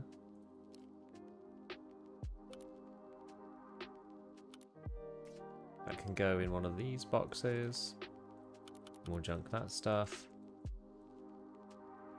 This one's funny. It's kind of like... It looks a little bit like that grenade launcher, but it isn't. Why sell to ref? You get more money. Ref level 4, you get more cash than for... So mechanic is 75k, but ref level 4 is 83. So it's like another 10%. Like 10% better for every part, including against Jaeger as well, even for like barrels and stuff. Only ref 4, yeah. Yeah, it's open at Big Pockets quest, exactly. Did you already kill Stone with the TAC 30? I did. Did you see the news? SAS Drive barter for Thor armor is the new Cultist Circle meta with the 400k threshold. That's clever.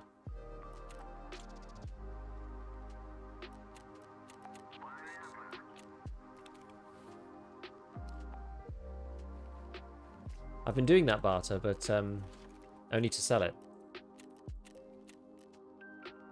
Ref 2 pays to be the same as Mech 4? Yeah, but it's about the same, yeah. People like this? Oh, apparently they do. Maybe I'll give people even more of a discount. Ben sent it to the trader anyway.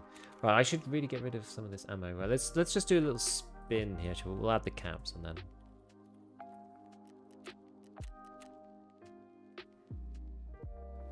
And you got a special Goons edition version of the Desert Eagle.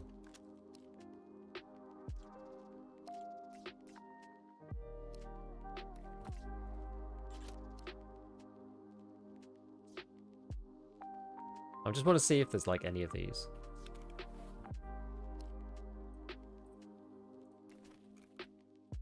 No.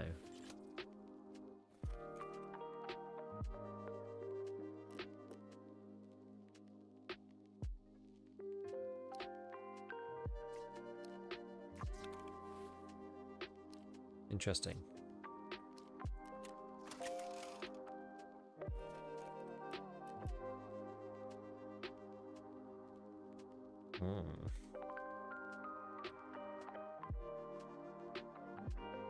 Tiger Stripe version.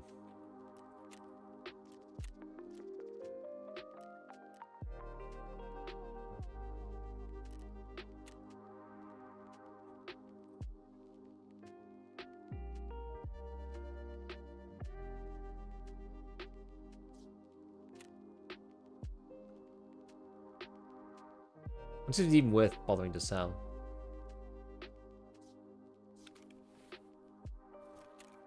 To like the market. I wonder if anybody actually cares. I don't think they do, personally.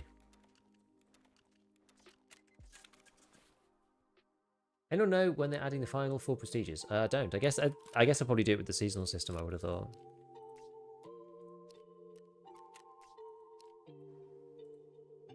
This gun truly sucks, doesn't it?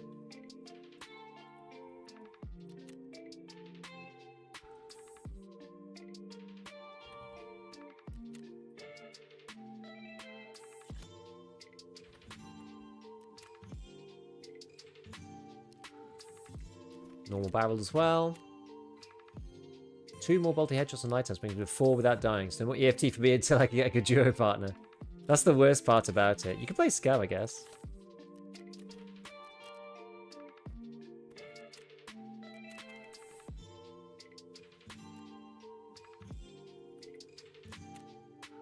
Aha. So they said the main account will have separate procedures from the account with the wives. Did they? Where did they say that? I don't remember seeing that. I'd be interested if they had said that.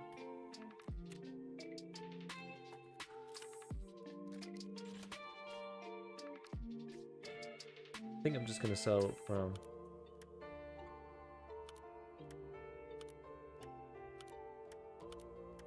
Yeah, the problem with these is just the gun. It's just like not high enough. Not high enough durability. I have a ticket open in regards to the price of independence and changes scav can ruin that quest. Classic. Classic. Okay. All right.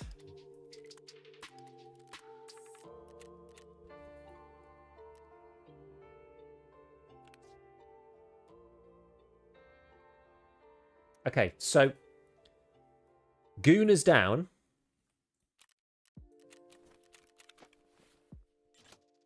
So we still have to do test drive. So and Punisher Part 6.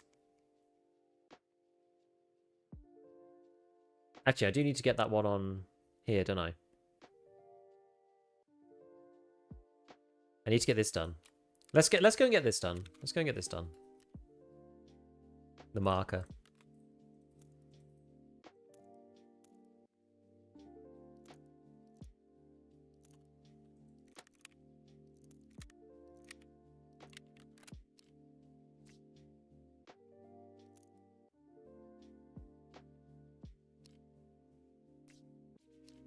Damn, these rigs are like serving me in good stead, I would say. Sure are helping. All right. Oh gosh, yeah, we. Maybe we used a few too many. That's funny meds. Perhaps.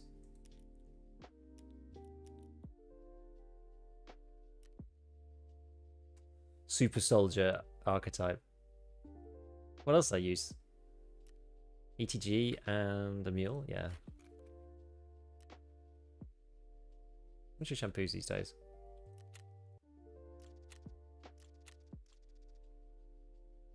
Still worth it. Still worth it. Alright, where's the mule? Bam. So today we were going to be working on the goons, and then we got them like straight away, which is good. And now we can work on the rest of the quest lines. I should probably count up. Maybe I'll count up in a minute. I'll have a look and see. Like what we actually need. Like how many we need. Give it to the IFAC. What else was I taking in here? Where's this?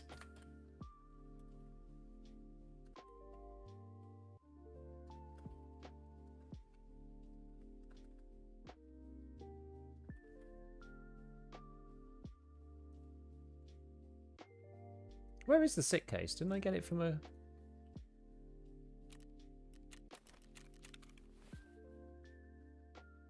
Wait, do you get the sick case, or do you get... Can you do like the barter for the sick case? For doing the goons?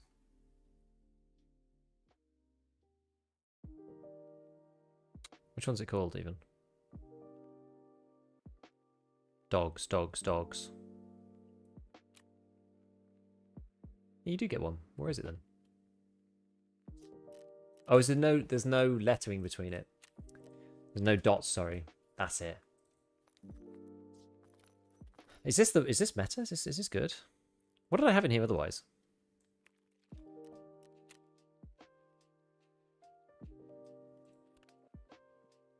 Which map are they on? They're on Shoreline. They've only just moved there as well.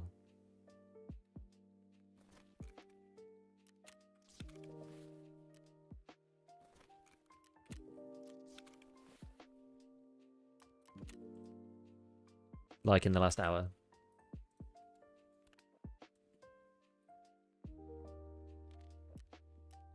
Okay, so I was using Aquamari.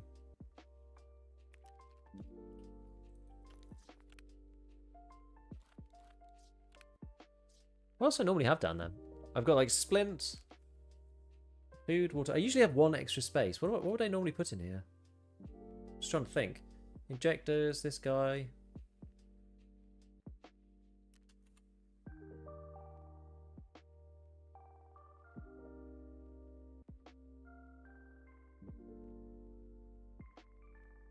I can't think what I would put in there. Container was like painkiller. Oh, it was the... Wait, no, yeah. I had 2 sets of painkillers. That was it.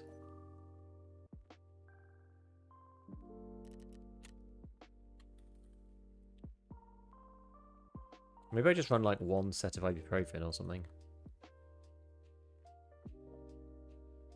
Probably do.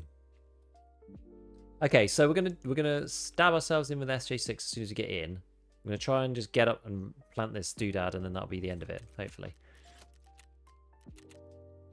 Or we should get night or something, but never mind. Have you done any of the story quests? I'm waiting till after Kappa, yep. I'm waiting till after Kappa. Oh, man. You're an annoying task, unlock the TRG Sacco. Yeah, that is an annoying one. No AK-12 test drive. We're going to do that in a minute. We're playing Shoreline. So what I've got to do one more thing to unlock assessment without doing the story. So I may as well do it, right? Which is the cult part 2. I'm going to go to customs after this. So we've got to plant a marker in the pighead room to finish cult part 2. That will then unlock network provider. And I'm sort of doing a little experiment that if I have like a few quests open with the CRFDMs, maybe that increases the chance of getting them through the through the cultist circle. Because I have 3 CRFDM radios at the moment, which isn't enough because I need to complete. I mean, I could just use the one to complete Peacekeeper's mission.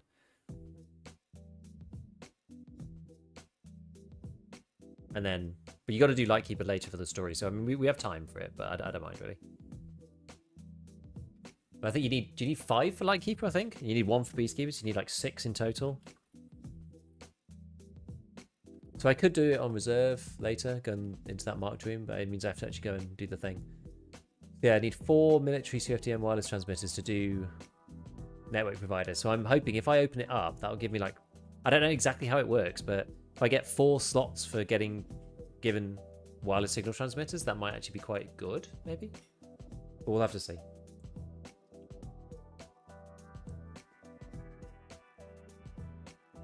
I tried the same, was moving them to a hideout mannequin to try and trick it and think I didn't have them as well. That's exactly what I've done. 1 in each of the things, because it won't let you have more than 1 on each body. Red Rebel and a power filter. Yo, that is good. Hey, you'll likely know. If you extract via climbing rope, you can exfil in a plate carrier that works as a rig, or just bring a big enough backpack to stick it in. Yeah, so on Shoreline, I can extract out of the northernmost extract, the one by the dome, the climbing exfil, like this, without having to change anything. As long as the body armor slot is empty, then you are allowed. You're allowed to climb using it. Which has always been a bit weird. It always feels like it's a bit of a bug rather than a feature, but yeah, it's right. Otherwise, yeah, you can just put your Corund in here if you've got a Corund on. Or like throw it in a bush, you'll get it back in insurance fraud if you put it somewhere and people aren't going to spot. First time I tried, I was in a slick. Yeah. By the way, with the slick, you should probably just sell the slick to Ragman and buy something else, in my opinion. A slick is basically a glorified trooper armor. So unless you just like the way the slick looks, they sell for like 150 something K to Ragman with no plates. So take the plates out, sell the slick, buy something else, put the plates back in, you're good to go.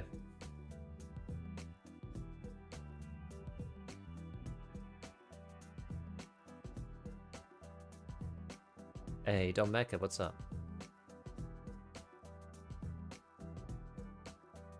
Yeah, it's a shame. I actually think that they should lower the price of the slick, the base price, because it stops people from using it. I don't confirm if you get GPSA MCC. I don't think you can. You've never been able to get them up until now. The labs items in the Skull Circle. How's it going? It is going really well. We've just killed the goons. It was actually easier. Like, we finally found them and killed them on the... Like, I've run a load of raids and not seen them at all. Like, for 2 days. And then this is the 3rd day. And we finally found them and killed them straight away, which is, like, actually really good. I don't mind fighting them on Shoreline, but, like, I ended up fighting them in an open field a bit, which is... I got kind of lucky they didn't kill me, to be honest. Hate the XP changes. If you want Farming Labyrinth, you're just wasting time. Yeah, it is a bit annoying, the XP, isn't it? I'm hoping that by the time I get through to level 46, that then boosts in the arena daily quests at level 46, which give you more XP. And then I'm going to do the whole storyline. Hopefully by the time I've finished all of that, I'll be like high enough level. To be honest though, I'm not sure if I'm even going to bother prestiging because I want to have a high level account when the seasonal comes in.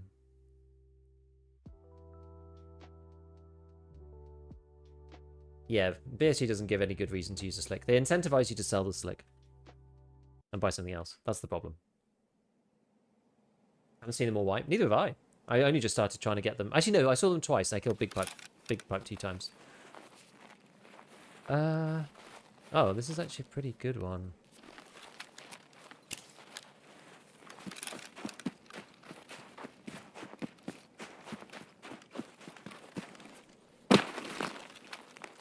Yeah, we fight them on Shoreline.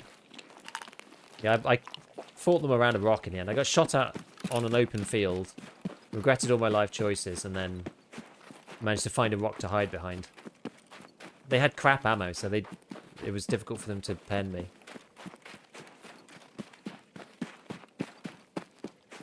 Enjoy your content. Yo, thanks, James Bond. What's up, man? Even if the price were lower, I still wouldn't wear pet carrier with no soft. Slick does have. Slick's class 3. Slick's class 3. You might be thinking of a different one. Something like the HPC, I would agree with you, because it literally has no soft armor at all. But the Slick has class 3 on it. It's like a trooper. It's like a Hicom trooper.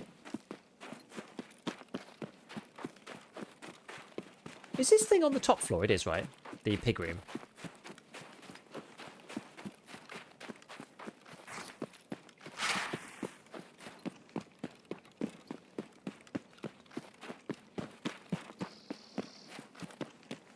Yeah, the Slick's a weird one. It's easy to forget about that one.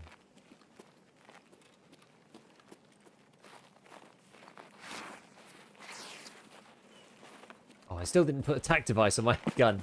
Right. Second floor? Second? Top floor? Okay, I've 2 for top, 2 for second. I think it's on the top floor.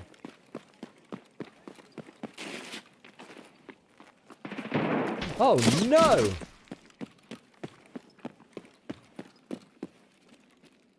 I think it's a beer.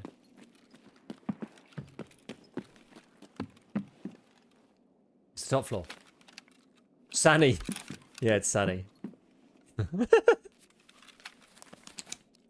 Damn, son. Good job. We got class 6 on. Jeez. Did he just vault through glass? I did indeed.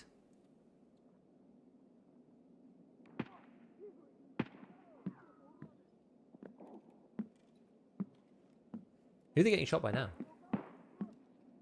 Oh, somebody over here. Let me finish this first.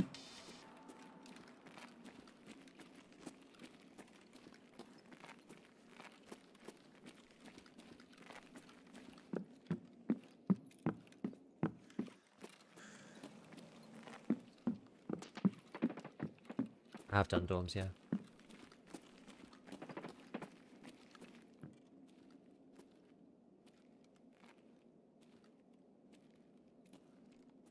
I did dorms yesterday.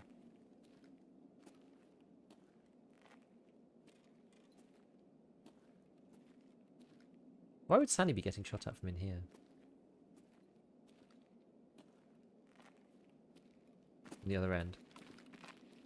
Curious.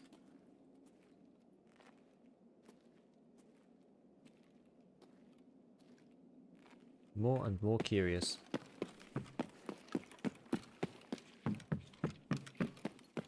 Oh, nothing else I need in here.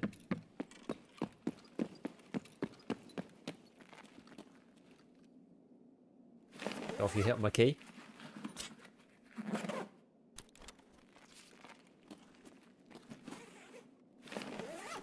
Rude not to check these, right? Please. What's up, Was it Tarkov? Tarkov 02? Yo, James. What is up, mate?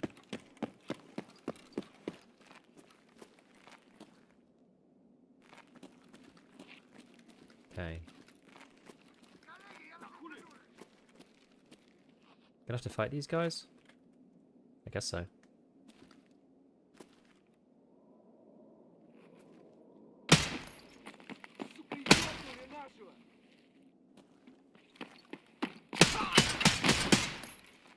Вон он упырь! Хуйло! Вот хуйло! Конец тебе!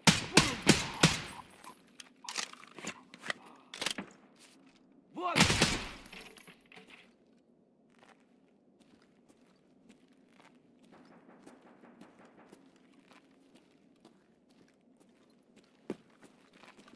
Out using fire truck? Ah, I guess we could. We completed the quest anyway, so I'm not that fast.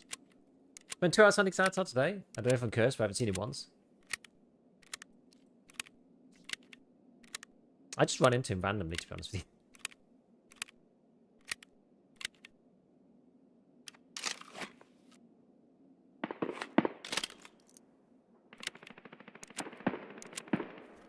I'll loot him. Oh, I need a bit more. Ooh.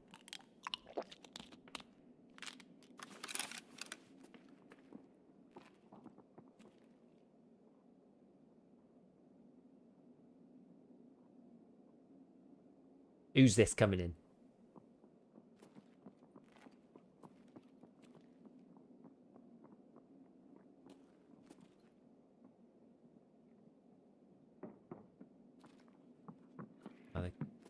coming in via fire truck.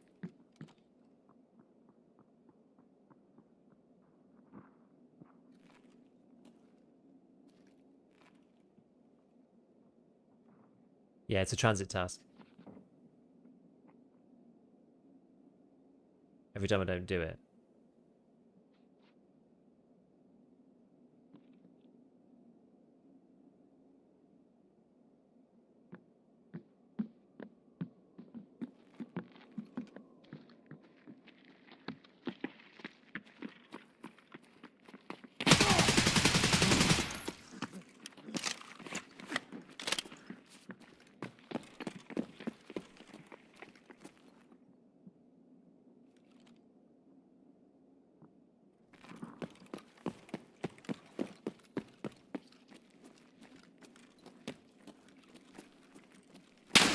Oof.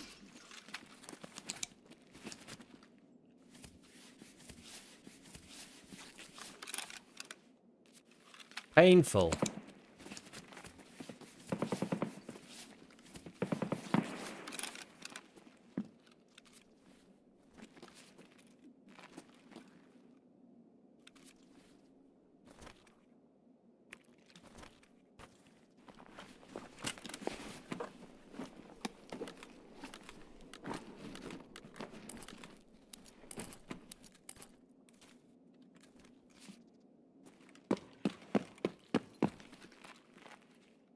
Can you get out of there?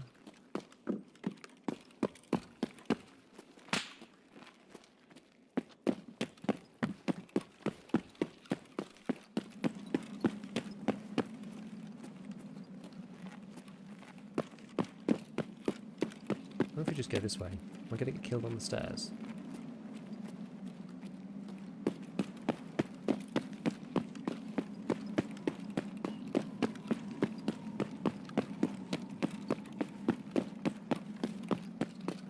Rather fight into an unknown set of enemies over here than the knowing that there's a two there, personally. And also get out of the way for a second, like actually heal my arm before we go out. It's like Fighting Resort. I don't mind, but like the audio is a bit like the audio is a lot better than it used to be fair. But I don't like fighting duos, it's annoying.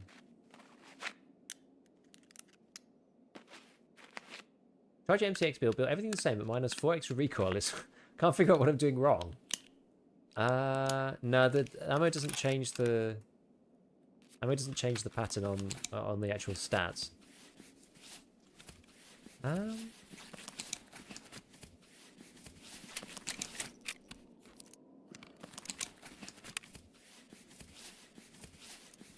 know.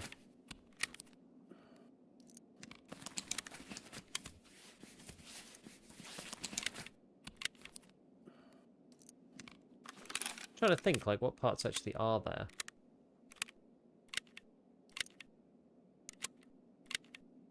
Because we're using the long barrel accumulating suit. Like, is there anything like random? Because the stock.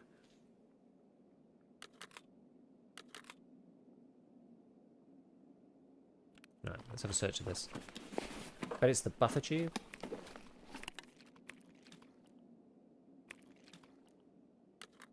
What's in this? Ooh, BP, tasty.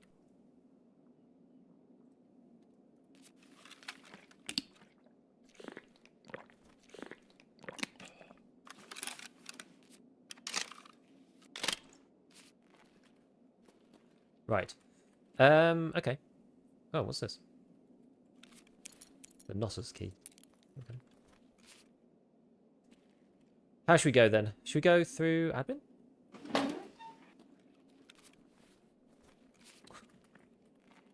I am stuck. And can't move. How am I stuck here? All places. Oh, there we go.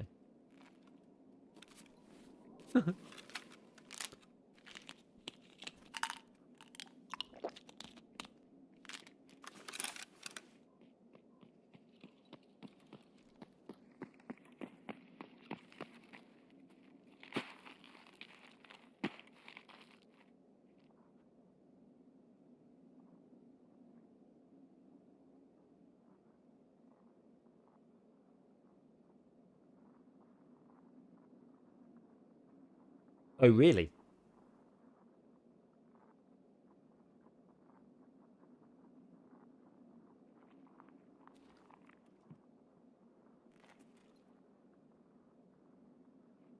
What's all this crunching about?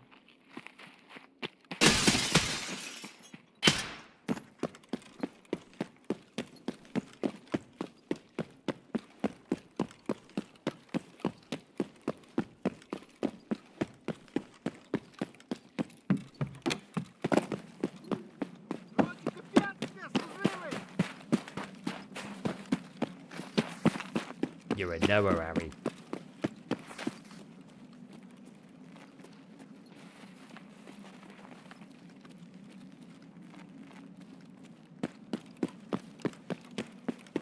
I don't know.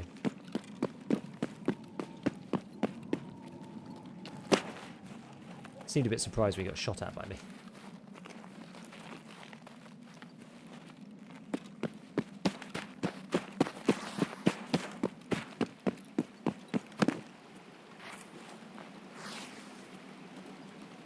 This is normally where you see the accursed Marlin Man. Oh, Marlin Man. Well, the accursed. I mean, I was one of them. I blame no one, but might have been planting. Yeah, true. He did seem genuinely surprised when he got an M80 through the side of his arm, like left shoulder. But yeah, hard to know. How do you go about getting 100-meter plus kills? Honestly, the same way that you go about doing Psycho Sniper kind of thing, but obviously you've got to pick your spots a bit more closely. I mean, it's that's the old Shootable in Heaven. So Shootable in Heaven used to be any gun but 100 meters plus. So you just got to find places with long sight lines. I mean, 100 meters is far, but not that far if you're like specifically trying to find places with 100-meter headshots. If you know what I mean. Like, most engagements aren't at 100 meters, but you can find them. Like, if you can find people around Woods Sawmill, it's probably like the classic example. Water treatment lighthouse. If you just camp that, that's probably a way.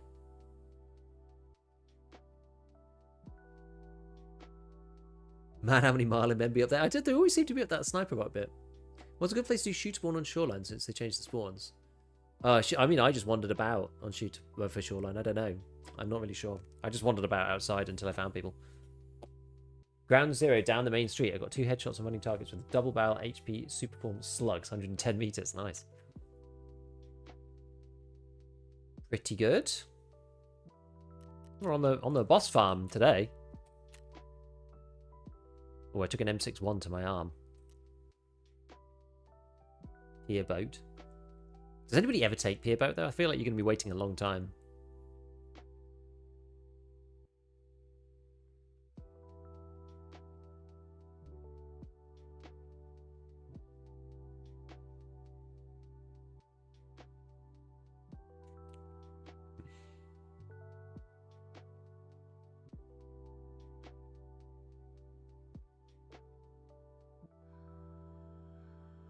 Front page of the Tarkov subreddit is 2 dudes getting washed at the extract.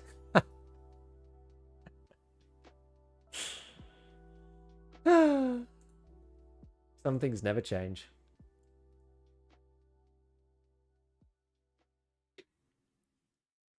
You can't pay me to go to pier. I'm done everything down there. I've done it a couple of times when I just happened to be around there, and I've never died down there, to be honest. Okay, so this one. Oh, that's not good. Maybe need to restart Zagam. Is that like a fallback and error? Your game's dead, or? I guess so. We'll restart it. Nothing quite like discovering Lighthouse and getting the water treatment plant all to yourself. Yeah, rare. Rare, but good, if it does happen.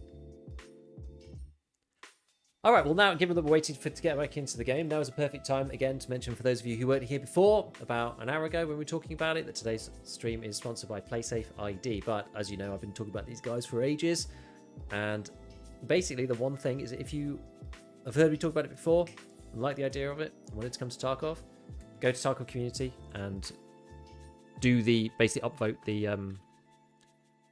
the post where it was actually Sir Hans Vader who like made a post about PlaySafe ID.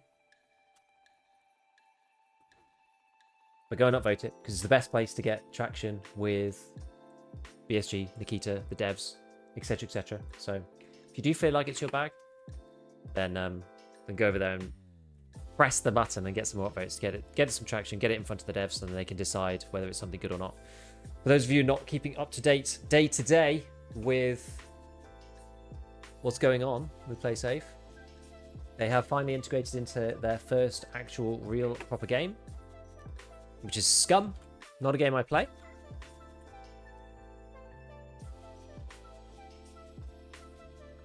But I was surprised actually. I didn't realize how many people they have playing this game. This game's got like sort of 15, 20,000 people concurrent on it, which I did not know.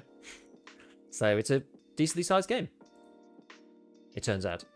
And basically they started over there with, I believe, 2 servers, because it's a server-based game, a bit like DayZ. Rather than, it's not raid and instance-based like Tarkov is. It's server-based, and your character's like only progresses on that one server. They had 2 servers there that they did a trial on. It worked really well. They're scaling up to 20 servers now, and yeah, they've seen a bunch of people get banned, people trying to come back in and then get stuck, blocked because they're not able to come back. Because that's the whole point of the system. The entire point of the system is to circumvent and short-circuit the usual cheating game loop, which is they cheat, and they get banned, they buy a new cheat, or that they get a new hardware ID and a new IP address, and then they come straight back in. And that's what PlaySafe is designed to stop. And it seems to be working over on Scum, which is nice, because the biggest hurdle these guys had was getting their proof of concept out there in the world, getting a dev at least to trust it and give it a try. And Scum have tried it, and it seems to be working. So I think we should try it in Tarkov 2. Not enough space. Goodness me. This is just like an endless problem for me, isn't it?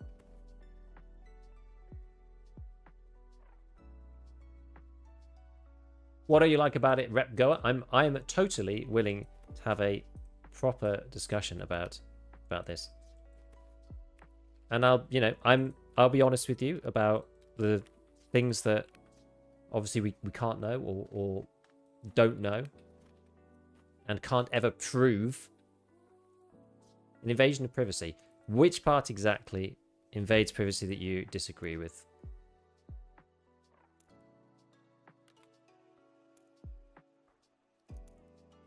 So in my opinion on the topic, I actually had thought about this previously and thought a possible solution to the cheating thing is to have people verified IRL. But there was no real way of doing it because no one dev is going to want to be responsible for the data, etc., etc., etc.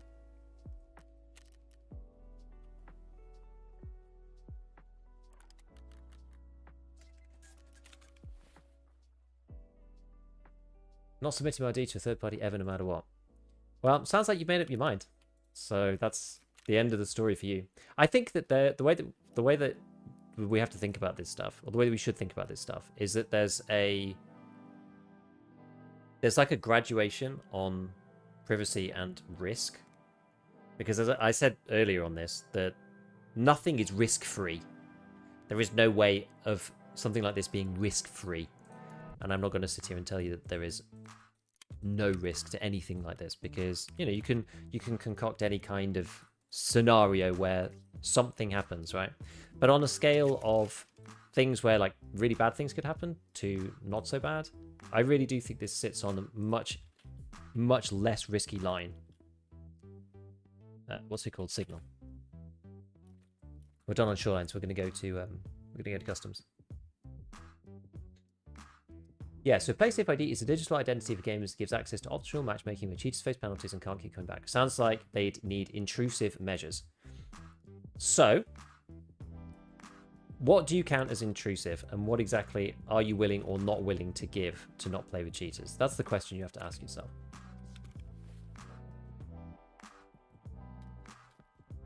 Look at the Discord ID hack. It's not even theory, it's already happened. Sure, and hacks do happen. Again, I'm not here to tell you that they don't happen. What makes this system a bit different is that it's been designed from the ground up to try to minimize the amount of information. The information being gathered on for this system to work is required, otherwise it won't function. So that's like the unfortunate truth, right?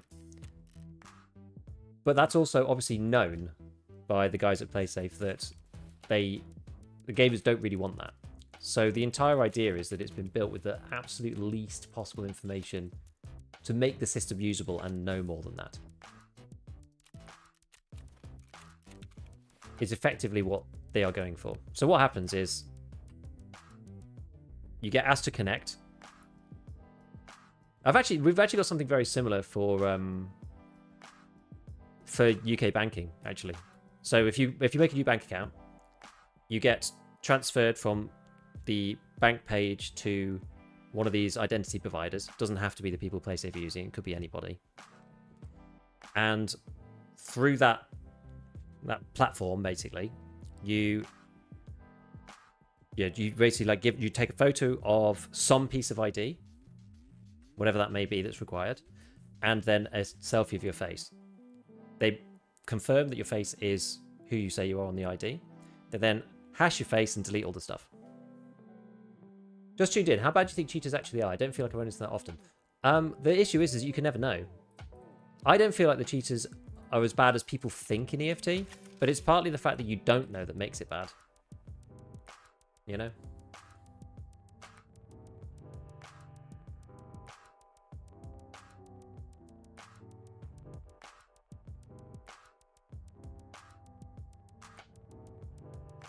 Yeah. Yeah, so Shabatari over on Twitch says it's telling people that not only don't want to play for the servers themselves, they don't want other people to have the option. Because, so there's two. If you don't want to do it, then you won't have to. Because it's not all or nothing. So it's an optional system. But if you decide you don't want to do it, you probably don't care about it being added either, in fairness. That's fine, I'll do a cheaters over giving my ID. Fair enough. That's fine. And you don't have to. And it's optional. So you can keep playing on the non-PlaySafe matchmaking. In Tarkov, it's not even as clear-cut as like PlaySafe servers versus... So like in Scum, right? They have PlaySafe ID servers. You play on those. And then they have normal servers like they've always had since the start of the game. Which, if you don't want to do PlaySafe ID or can't for whatever reason, then you play on those. In Tarkov, it's actually easier because if your account's got like the PlaySafe ID flag on it, when they do the matchmaking, they'll just matchmake you against other people with PlaySafe ID because they'll just fill the raid with people who are verified, effectively. I had somebody, well, we already reported somebody today that I actually was giving the benefit of the doubt, but chat said was almost certainly cheating according to them. We pressed the button because, you know, may as well. And then I would say, like, I probably see cheaters slightly more than I used to. I reckon it's probably... It's like every other session, I probably get one, I would say, on average, that like I'm properly suspicious about. The problem with Tarkov is you can never really know. And it would be nice to have that suspicion diminished greatly.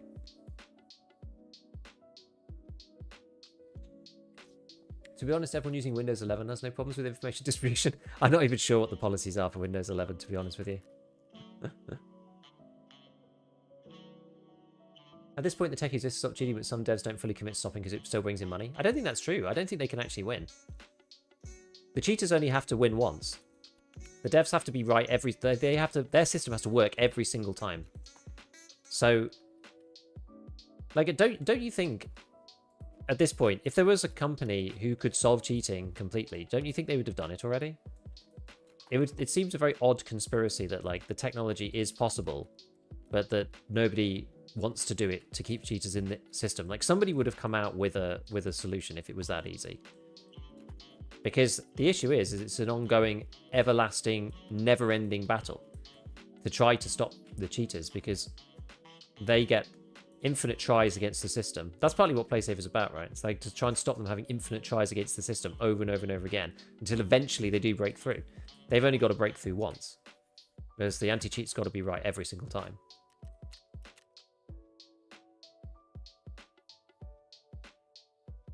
If you watch Glorious or Ali play Labs, it's every other raid. 50% of the deaths is 100-hour count types. Yeah, so it's worse for the Chad guys, definitely. It's definitely worse than the Chad guys.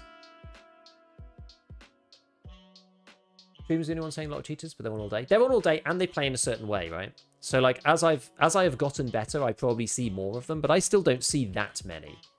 I would say EU West is probably also one of the better places for it. So I don't see, like, as many cheaters in general, partly because of, yeah, the way I play. I'm not like an uber Chad. And then also because of the, you know, my region, which is also not too bad. Majority of the playbases want this feature, in my opinion. A very try cheaty-free lobby every time, almost every time. Thing is, though, so one funny thing actually is that the system is going to be worst on the first day when it comes through, because if you are a cheater and you just don't care, you can just like use your cheats on the PlaySafe servers on the first day, if that makes sense. But then when you get banned, you can't come back in. So it's not like, it's not cheat free, but the system is basically, it's like it cleans itself as time goes on, which is quite funny. And if anybody plays Scum and also Tarkov and then they get banned on Scum, well then they can't play EFT. So you kind of benefit more and more as time goes on from the other games, because they're all on the same platform, if that makes sense, for anti-cheat. They're all getting banned together. Because when I was talking to Andrew, who's the guy running PlaySafe, he's actually slightly younger than me. He's about our age. But he has worked in like tech and venture cap stuff for a while, so he knows how to like get something like this started. Yeah, apparently like the way that the game publishers are structured, it's actually they can't actually do it. They can't do it the way that somebody like third party can. Because imagine like, I don't know, or definitely not in a way where there's like crossover. Because that would give too much power for a start, just to the, you know, one individual game dev, which is like nobody would want to do. You know, like EA aren't going to use like Battlestate's solution for anti-cheat, for example. Let's sign a petition, make cheating a felony. Not going to work though, because you can't have global enforcement of punishment, especially not for something that is like relatively unimportant in the grand scheme of the world. If that makes sense. Which customs keys should I bring, by the way? Actually, I don't need to go to dorms anymore. Actually, I probably am going just because of dorms 3 and 4. Oh well. Maybe I should take them. Can you remind me? It's 210. Wait. 2. Sorry, 110, 114. I always forget the customs keys. Wait.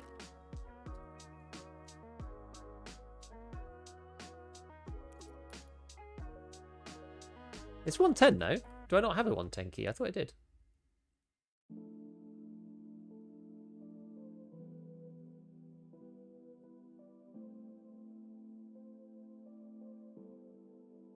If 1 out of 10 raids affected by cheaters is not a big of a deal, in my opinion.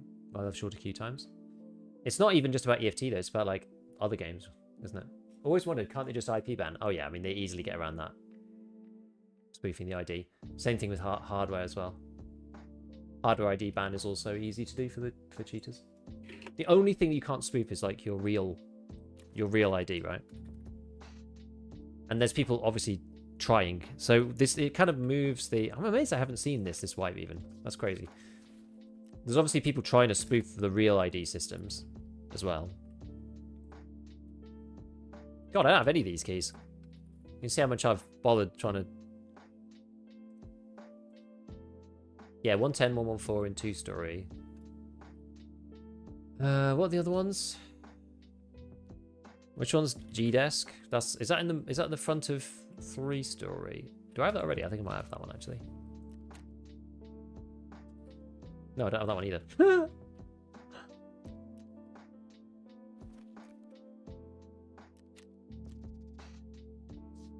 What am I missing? Which ones am I missing? You tell me.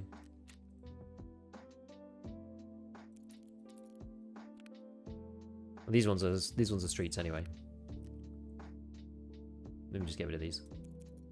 I can keep the company key. That was actually kind of interesting. So we got 114, 110, G-Desk. What were the other ones? It's like 2. I can't remember now. I'd love to be an optimist about the cheating situation. I think reality is as far more cheating than people think. Whereas a lot of them are using ESP walls, aimbots. That's the thing. And then they get caught in a bandwave, and then with this they can't get back. So many people who think cheating should be a crime or anything to do with real consequences lose his entire lives revolve around video games. Revgo has the takes of a cheater. 204. Well, is it? Is it not one? Maybe it's max condition or something. So there wasn't a 204. Did they just not exist? I just want the one for dorms because those are the ones I'm going to be going in. There's no one selling two. I've got loads of these ones. Damn it.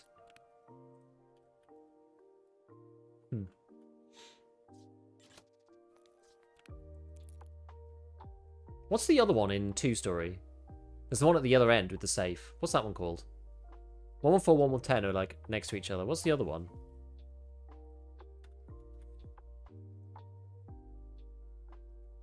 Yeah, which one's the safe key? Is it 105? Is this a safe key? I can't remember.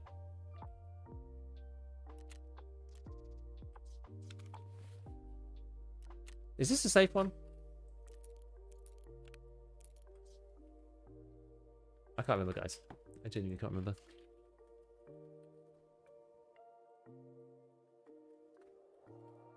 Hold on. Let me just triple check. I'm just going to check before I do the wrong thing.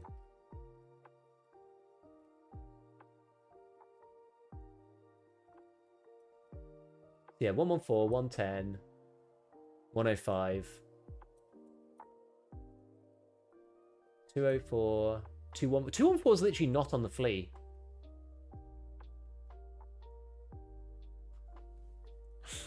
There is no 214. 214 doesn't exist somehow. Oh no, there it is. Wait, no, I already bought that. 204 is the one that doesn't exist. Why is it so crazy? I'm going to buy it anyway. I'm going to buy it anyway. I don't care. 200 cheeky? Yeah, it's cheeky. It's probably worth it though, right? You probably get more than 200k out of it. Right. Should we go? So we got to do. Yeah, we just got to do dorm stuff. Not dorm stuff. Sorry, not dorms. I think I'm just gonna pop the mayor in here. Take a new golden star here. It's alright, I bought it off somebody else. It's okay. It's no biggie. Right, so how many you got to do on this? Now. 2. We've got 2 kills. Okay. So we'll see. It depends where we spawn, really. Let's give it a go. Okay. Alright. If IRL, if you cheat in any competitive hobby, they ban you for life and have your name and ID. I don't see why video games are any different. Kinda. What map were the goons on? They were on Shoreline. What about the keys for new gas? I found a Bitcoin in that X there. I guess I could, but I'm not really going in there. I probably won't go to new gas unless I have to. Good morning. Yo, Wiley, what's up? Yeah, actual jail time should go to cheat devs, agreed. But you're never going to get those guys, right? This is the thing. You need, like, the legal route is just never going to work for anti-cheats. It's just never going to work because there's too many jurisdictions. The problem isn't powerful. It's not strong enough. It's not like an important enough industry for like global coordination on anti-cheat. It's just like a lot of the countries that these people are developing out of, they just don't care, right? So you're just never gonna go anywhere. I don't think that's ever gonna go anywhere. It has to be like a mechanical solution. It won't work. It's international like jurisdictions in places that just do not care if you bring in like a lawsuit. It will not work. You know, what if they're developing out of, like, who knows, right? You pay the local police for chickens so you can raid these scam farms. Well, why haven't they done it already, then?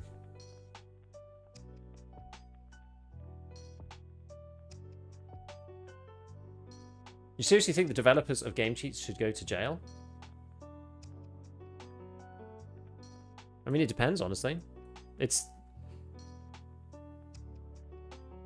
Good question, really.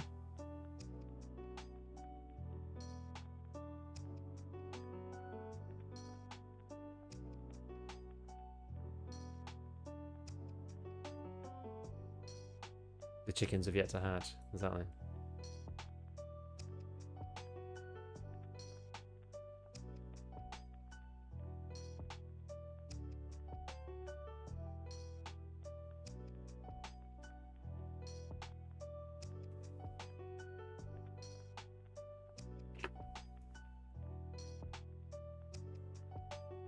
Technically speaking, they should probably be fined, I guess.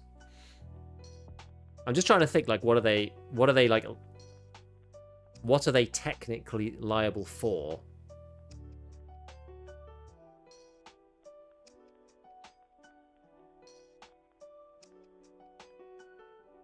Game cheats undermines security of the entire industry. I don't know if there's any, like... You could easily argue damages against the dev company for sure. I don't think as a user you could argue anything legally like that, right?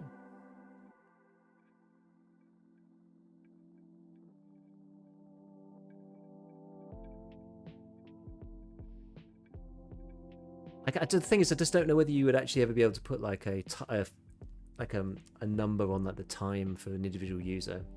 I think for the devs, like, you could argue loss of sales relatively easily for a game like EFT.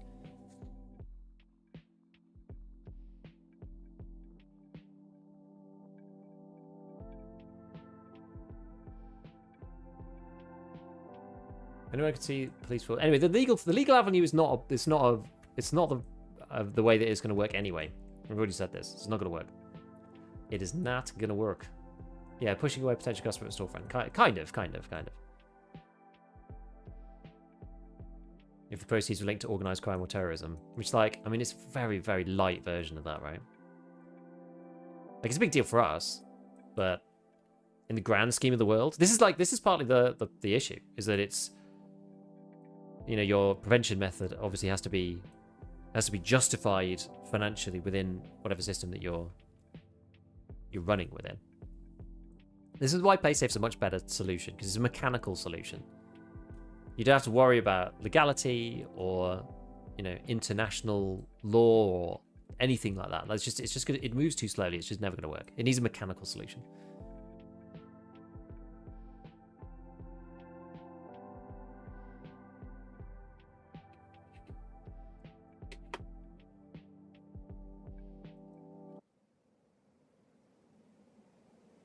So go and upvote the post, is all I'm saying.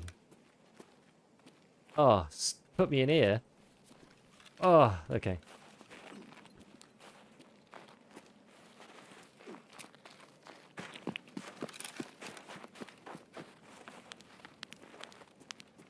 Okay.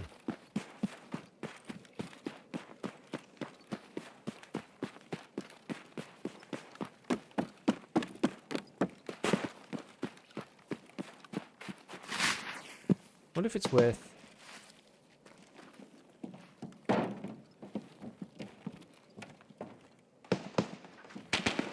Come on, let me up this. Someone's clearly over there. Getting up here is so hard. Oh, why it's so difficult. Is tactic good? I'm using it because I'm crafting them. Why can't I get up here now? I had no issues getting up here previously. The snow makes it slippy. Yeah, apparently so. Why the hell can't I get over here anymore? I had no problems getting up here when I was doing Psycho Sniper. Now I'm just like completely incapable of getting up here anymore. They won't even let me vault. Right, where's the edge of this? I genuinely can't get up. He won't let me do it.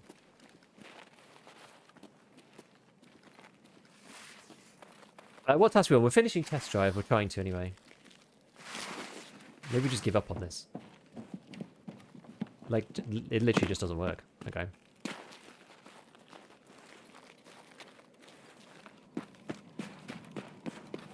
The same issue with that Squatvo Shoreline Transit. Literally couldn't vault into it.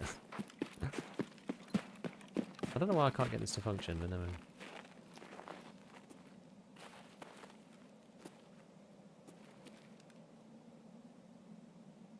We did hear people over there. I just don't want to miss them if they come across him.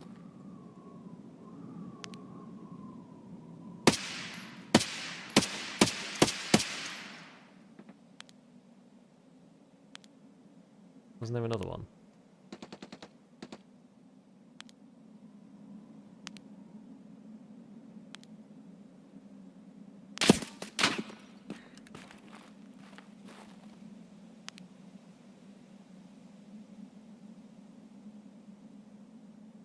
Yes.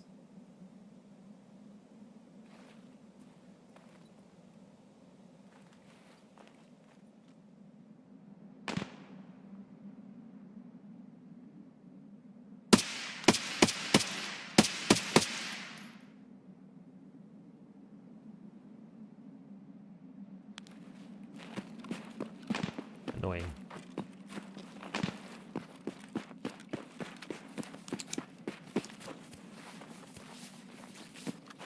I mean, it's hard to kill somebody with 545, to be fair. I might even have been leading a little too much, to be honest. What's good about the scope? You need it for the quest. Yeah, you don't have a choice.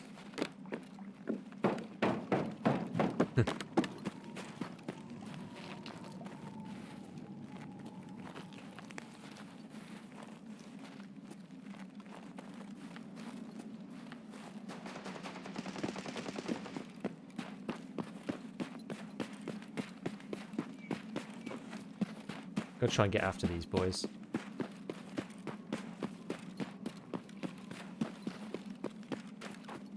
Hopefully they leave a trail of destruction behind them.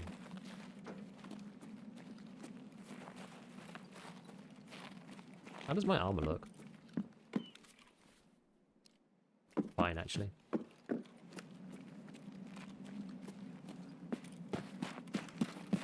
Do we think they may be at Crack House? I think they might be.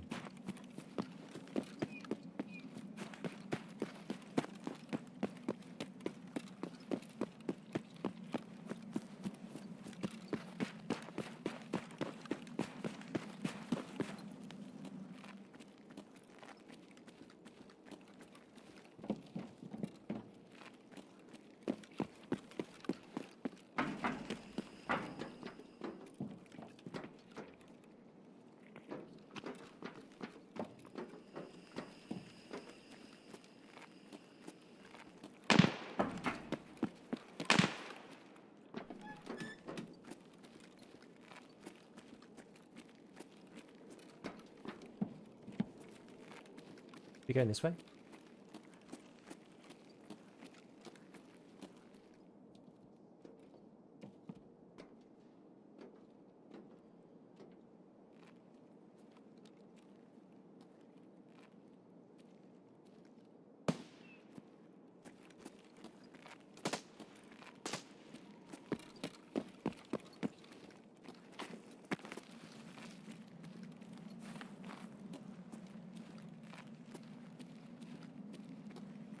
Pretty sure they're over there somewhere.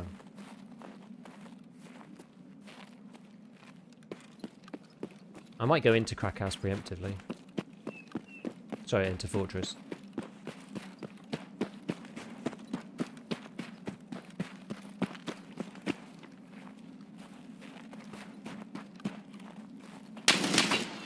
Yo!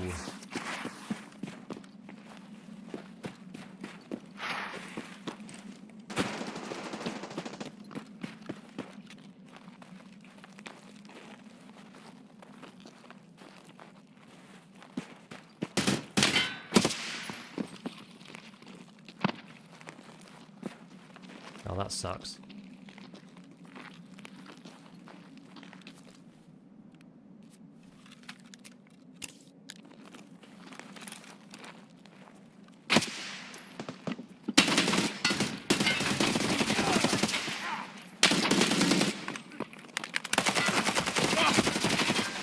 And it's done.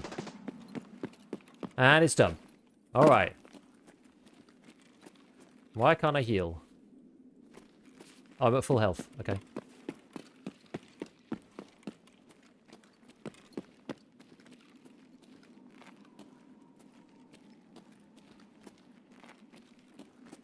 Is it like no damage? Yeah.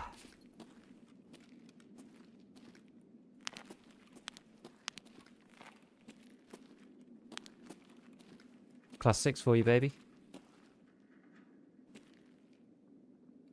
Oh, what was that second flavour back? Don't know. I was going to want that one back.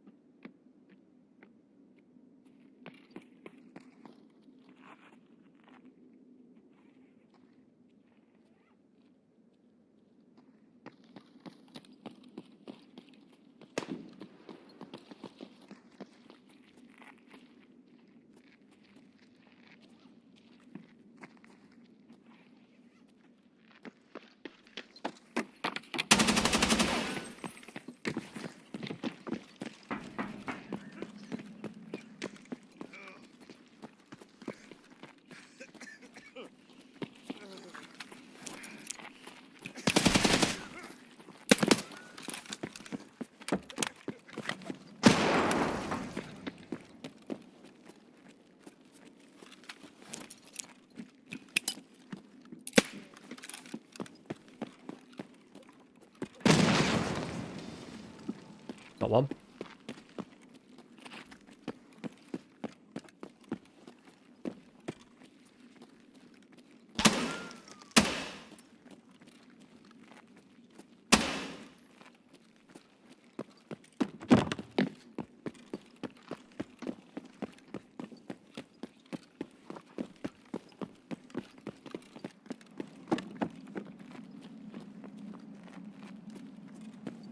Let's see, how can we surprise these boys?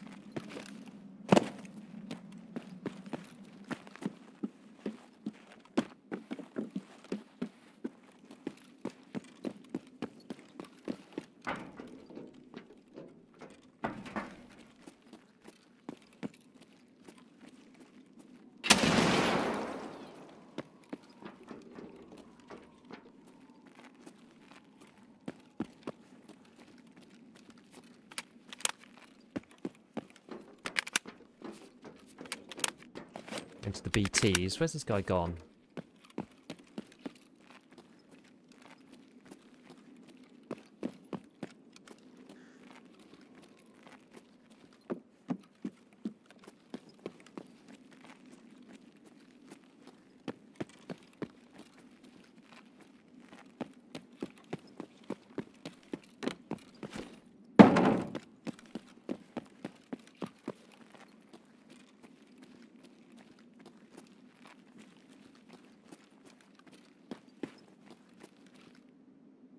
Let's just loot this guy.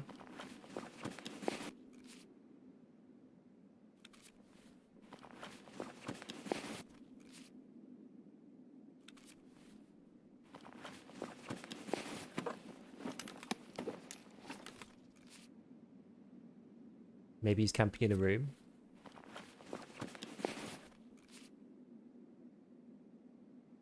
They usually come for their friends. Not on this occasion? That's wild.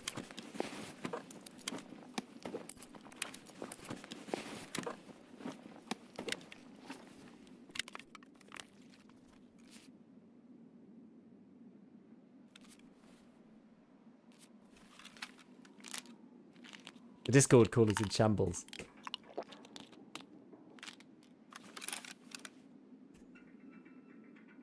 I think he's in poster room. You might be right.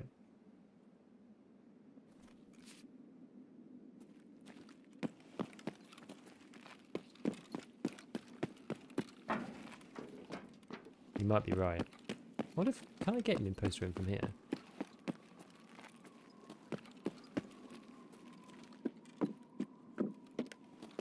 Go around the side.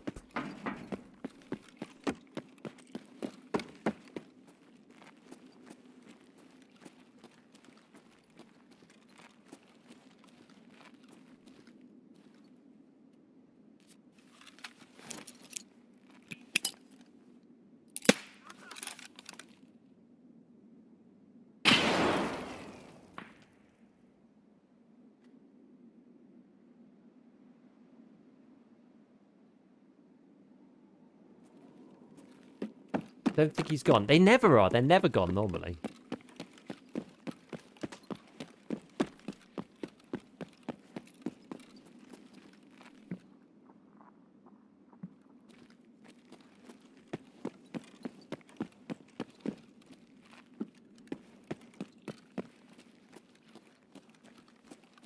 Maybe do it from the other side.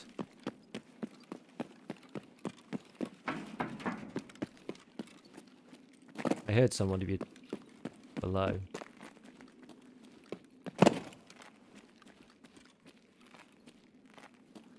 It could be in that room, you see.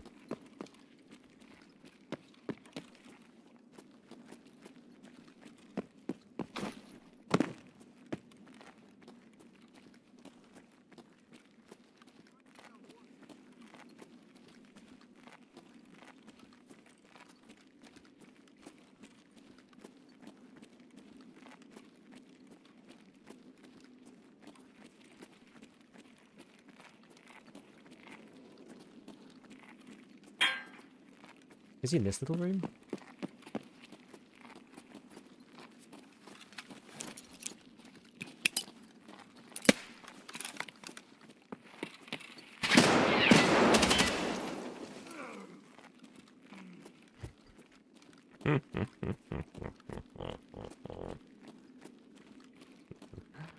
All right.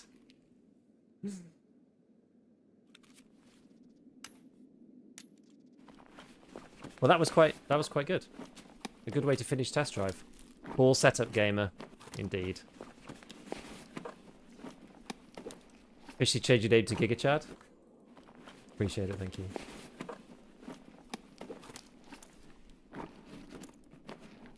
Look, he was out collecting ammo.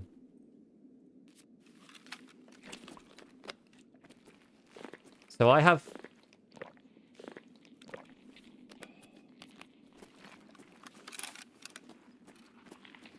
VoIP turned off.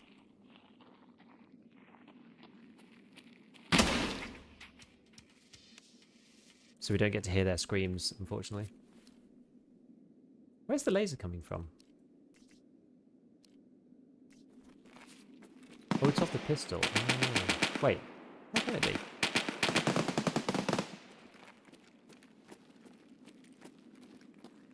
Your plate seems giga cooked. Ah, it's not too bad. Could be worse.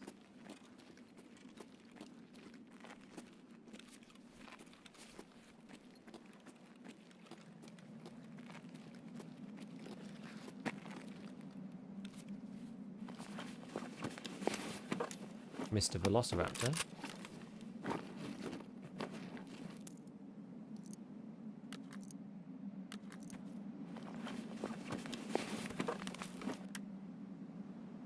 Okie.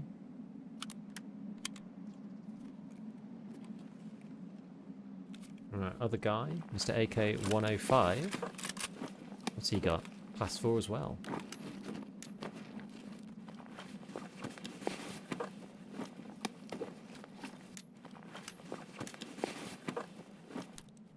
Yes, lamb. Love it.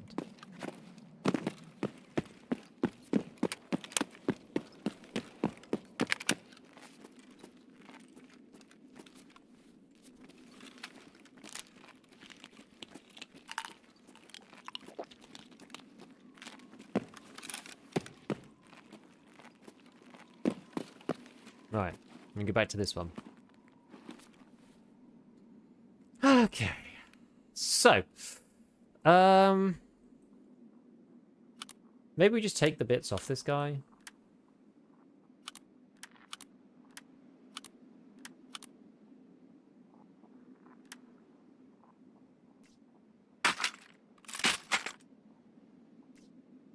Pretty sure that's a scav, but...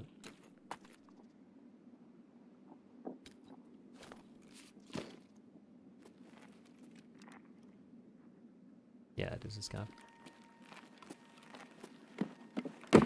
No, we'll take him out.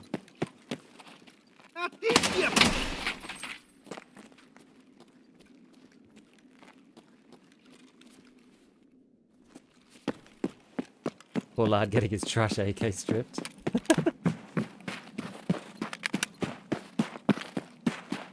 Excellent nades. Yeah, we got Grenadier done too. Pretty nice. I'm really pleased with that one at the top. That grenade on top was like absolutely beautiful. Pleased with that one.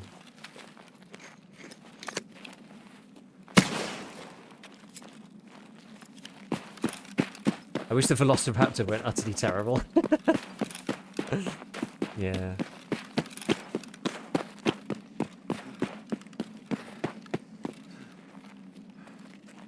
Yeah, I had a bad experience with voice, yeah. Is it TOS if someone's being racist? Yes. I had a problematic time before. Unfortunately.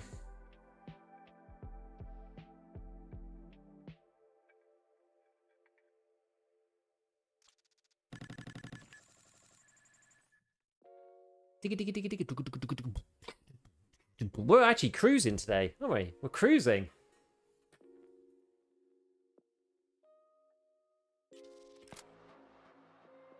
So the cult part 2 was done, wasn't it? Before, just mark that.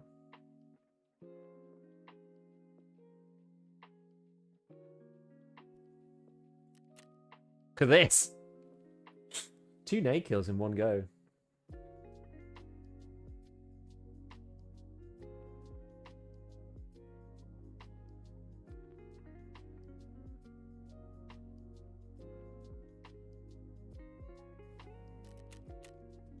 Done with the AK-12? Yep. 5 kills into test drive 6, and the Raptor really sucks when I turn it to single fire most of the time. Yeah, it's not good. It's not good. Think you got the Chad and the little Timmy? Yeah. Yeah, I think that's the thing. I think they might have been in 2-2s, though. Time to discard it. The AK-12 is actually not bad. It kind of pales in comparison to the NL545. Does the population of the server determine the goon spawn or not? Shouldn't do. Nobody really knows, but shouldn't do. Do you have your command for your post effects? I do. Do exclamation settings, and it should be there. So long as, yeah, give it a try anyway. Yeah, that was pretty good. I'm glad I got the sick case in that one. This guy, Budle, got this guy Pimpas. His Tog tag, but there's the one I killed.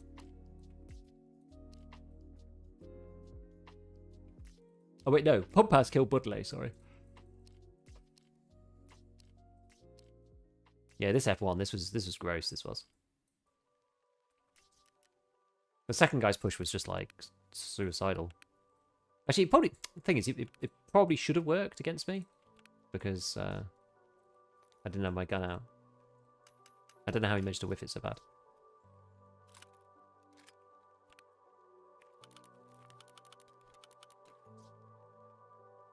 Oh, you can't put. Can you put these on the flea? Oh, you can actually. Right. So what did we get done this time? So that was cult. Oh, I didn't even check that off from before. Okay. Cult part 2 was checked off. That was from the previous raid. I just forgot to do it. Then we've done test draw. Oh, and Grenadiers. Grenadier is finished. Art of the Explosion. Test drive part 3 is done. Test drive part 4. Okay, so what are we on now then? RPDN, Shoreline, Interchange, or Woods? Oh my god.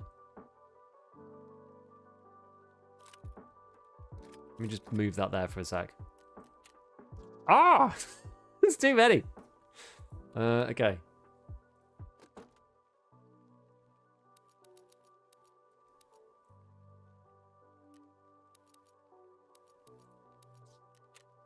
Okay, good. I always wonder when streamers and pro players let you play in the game, it always gets some Timmys in your lobby. When I go as Timmy, I get real life Navy SEAL players plus 6k hours. I mean, I see those people too. You see a lot of the kills though when. I mean, this is my new dog tag case, right? So you can see a selection of the people, and this is the people that I am killing, not the people that are killing me. So I'm like much more likely to be killing like lower levels, right? Because the higher levels, I'm kind of like 50-50 or maybe worse against. I've been seeing more newer plays recently though. This is like my previous one. That's the thing. Like when you encounter them, you're much more likely to win if you're better. So.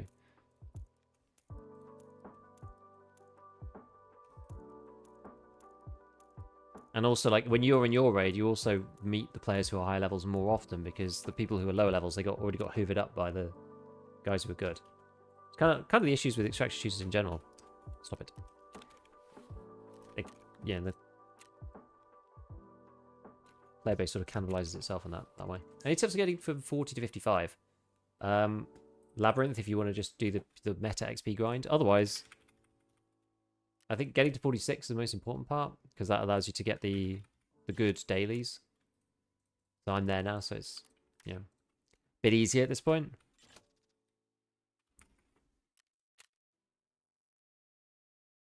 Because, yeah, before then, the XP is really slow. But yeah, just keep questing, I guess, otherwise. Like, doing some transit stuff can be a good way. Like, people were doing the transit challenge recently, where it's technically possible to get, like, 1 million XP over a couple of hours. Like, that obviously takes a long time. Yeah, survivorship bias, yeah. It's the issue with extraction shooters. You see it because the good players stay alive, they survive longer, they get better at the games, they kill more players, and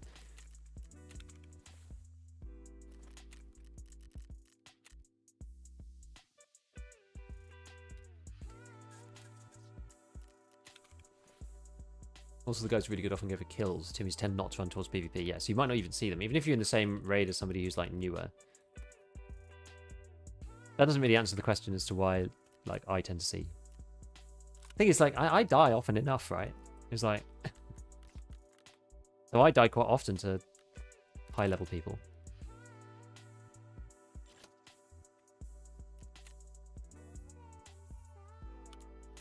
Sell the guy back his own MDR. Took 7 hours for Sheaf to make 1.7 mil through transits. It is a lot in fairness. But you don't have to go that crazy.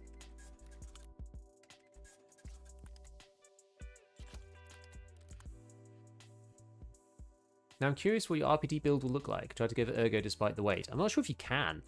I'm not sure if there's even any point. Arena XP transfers to the base game.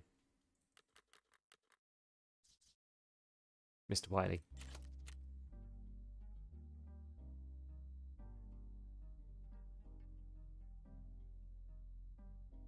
You can get to 40-ish. I don't think it's going to help, though.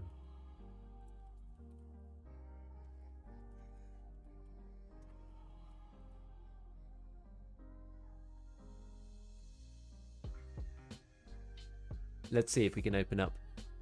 I've managed to get DB for Tarkov to work. Normally it doesn't work in this browser. I've tried to do it on private mode. Something to do with cookies. This site's a bit a bit funny with the with the cookies. Where is that? There's a display setting. Here it is. There we go. So yeah, let's see. Well, I mean, what can you actually do? Oh, you can. To be fair, there are some new parts though, aren't there? Is this like? Oh, there's a sword off barrel.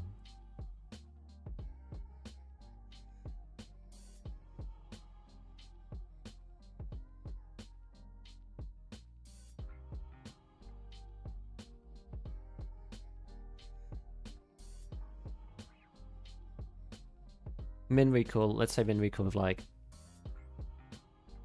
5, just to see.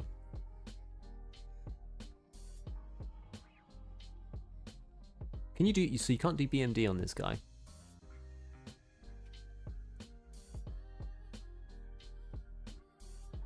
It's probably this. It's probably the best one. If you want to go purely ergonomics. You can do BMD on one of the barrels. I'm not sure if it's going to be worth it, though.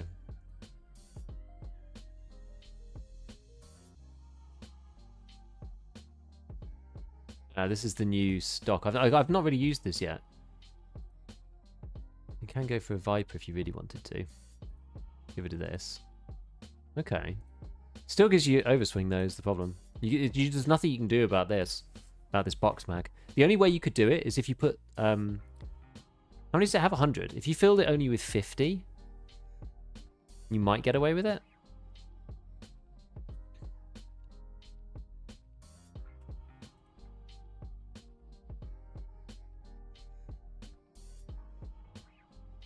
If you did a 50 drum.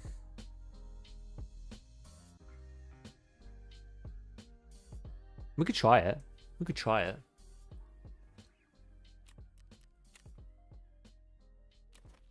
You beat to make a reference with the video? Hey, no problem. Not suppressing it is also kind of a waste since it can't jam. Yeah. How to unlock Test Drive 1 scope quest before level 41? You need this. You can barter it. Can you not? There's a barter here. Who's this on? Is this Jaeger 3? I can't remember. Or was it Jaeger 4?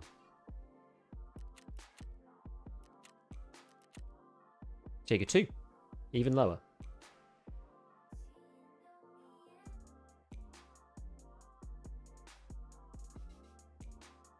DB for Tarkov. Yeah, it's good. Yeah, and then there's this one, Peacekeeper Labs barter, but is that on high? That's super high level, isn't it? Or is it down here? Can't remember. Peacekeeper 3, this one. There you go. That gives you this.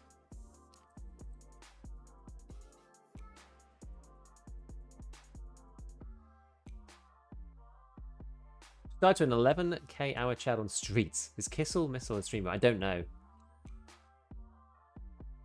This one's quite good though. If you can get to Peacekeeper 3, this one's good because this is the access cards. Everyone's pricing them in dollars annoyingly at the moment, so just change it to rubles.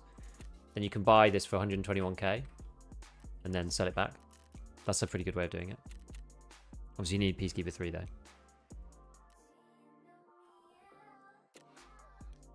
I'll show you how much that gets you back. So what? 120.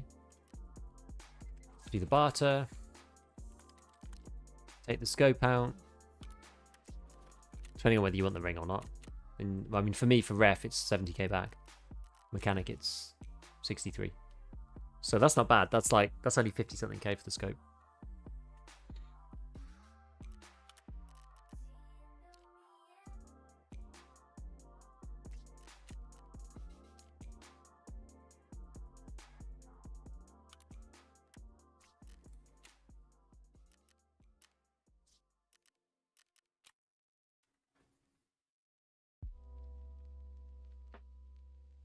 Okay.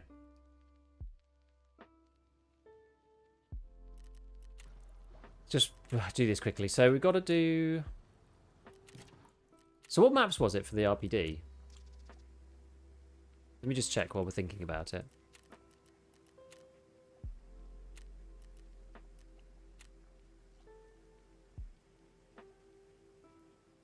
Rapport, where are you? Let's try 4.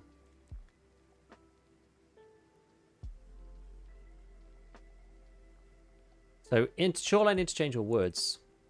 I should probably do it on interchange because I got to do... I should probably uncheck loads of these.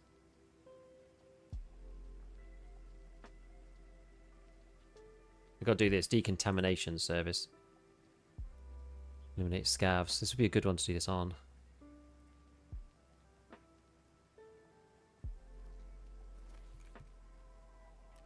What else have I got to do? I got to do anything else?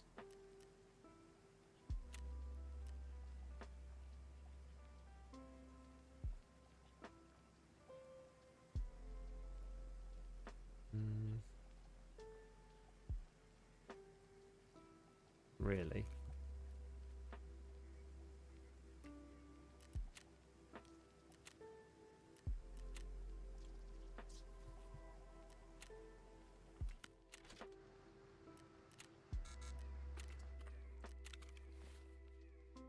Oh.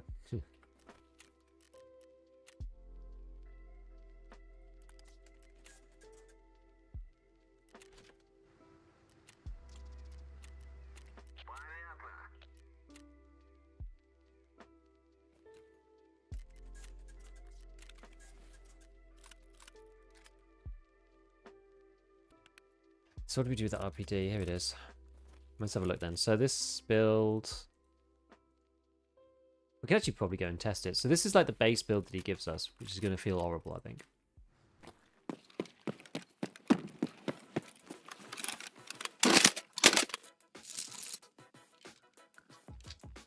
Yeah.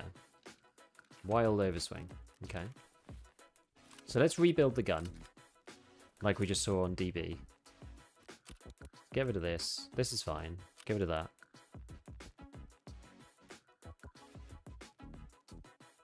Viper it up.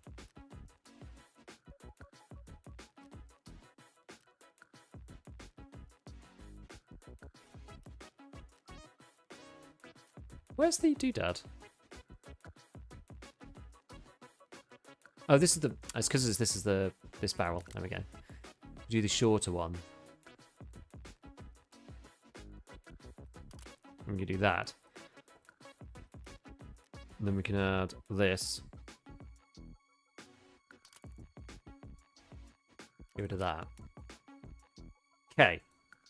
So I think. Is this the meta one here? AG Foul? Yeah, that's the good one. Is the shorter one lighter than the fluted barrel? Yes.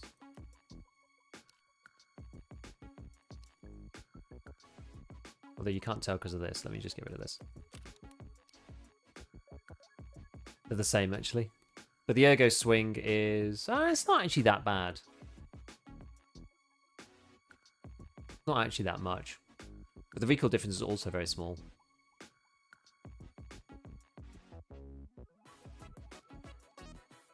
Two and a half ergo, though. Changes what you can use on it. This way you get 52 and 70. This way...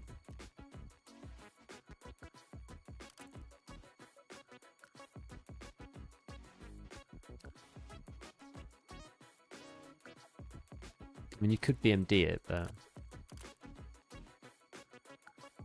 I don't think it's necessary. This is cheaper, I think this is easier. You already have the other one? I have this one, yeah. What I might do is I might swap this and save this as is. And say RPD test drive base. Gosh, I could just hear my 3-year-old just like shouting in the other room. Well, yeah, we'll keep this given I've got it. We could go BMD.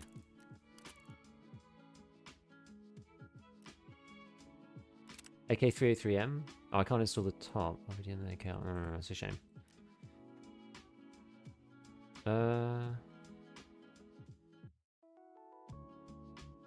Think of which choice do we? Cobra.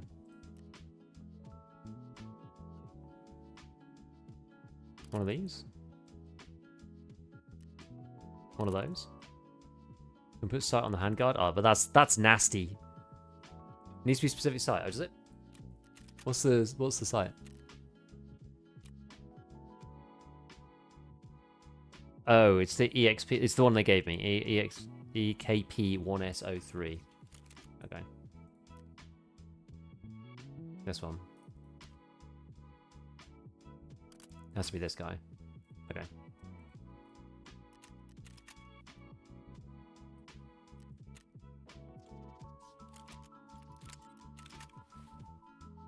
All right. So, how does this feel? What do they give me in this anyway? PS probably? Yeah. I'm gonna try this for a sec.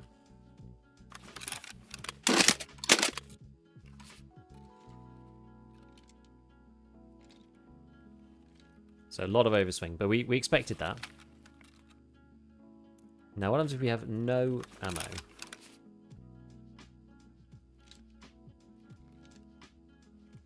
Even no ammo is like small overswing. Huh.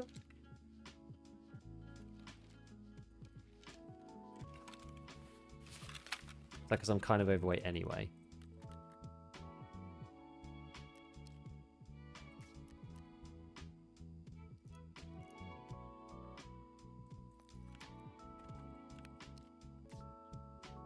I'm just trying to think.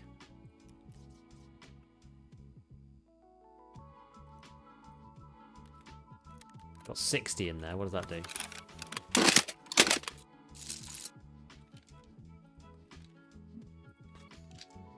Still a lot over anyway.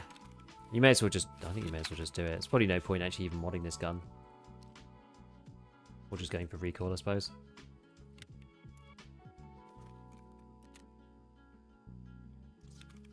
Do I have any BP? I mean, you can kill scavs anyway for this one, can't you?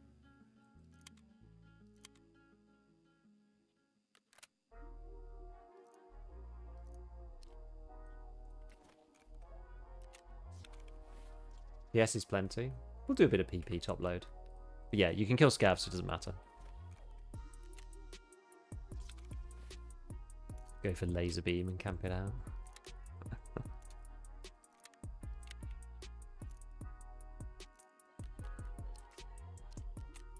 Right, so where did I say we were going to go? I had a plan, I've forgotten it already. Shoreline, interchange, or woods? Oh, I was going to go interchange, wasn't I?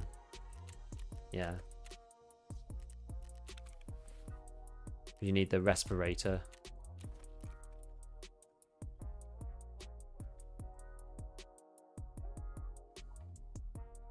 It doesn't need to be this one, I don't think. It can be a different one. Oh.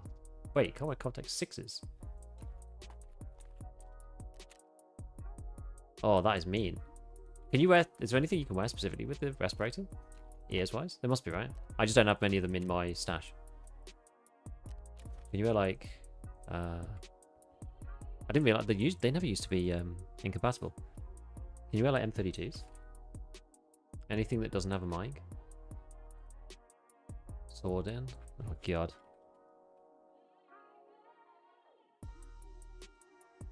Is there anything good that you can wear? They've all got a microphone. Oh my god.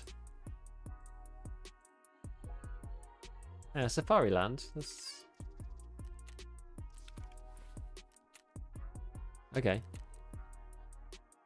Okay. That's 8. Big boobin. Here we come.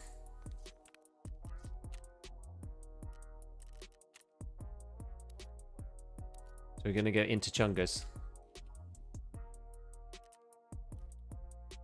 Right, do I have time for this? I've only got like 15 minutes. Ooh, and I've got to be out on time today. I've got stuff going on. We could just try to sprint. Let's just do it. We'll just do it quick. We'll just try and do it as quick as we can. Just do it as quick as we can. White M32 works because they forgot. That was the same in Arena. Yeah, we'll just have to do this one as fast as possible. Well, my idea is that we'll try and go to Smugglers. Get it done there.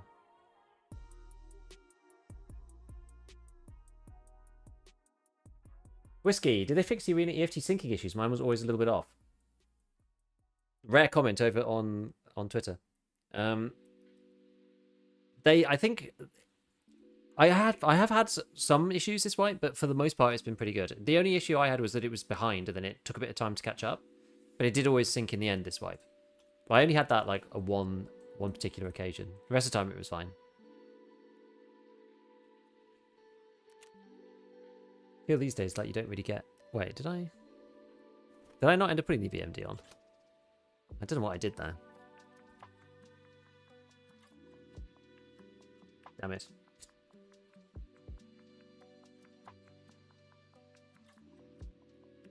It's a shame that in all this like waiting for players and stuff that you can't look at what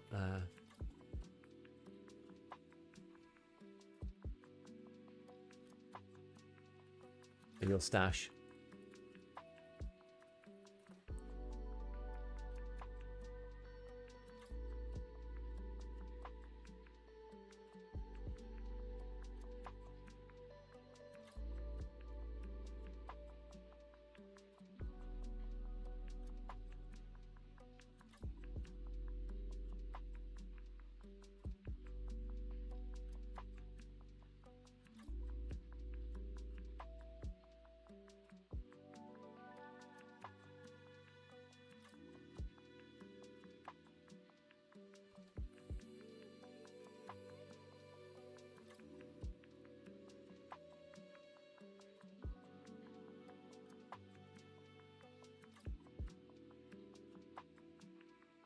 Yeah, or look at your current task progress. I know it's annoying.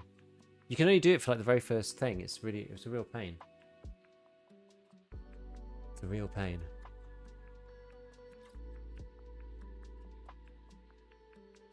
We look gnarly.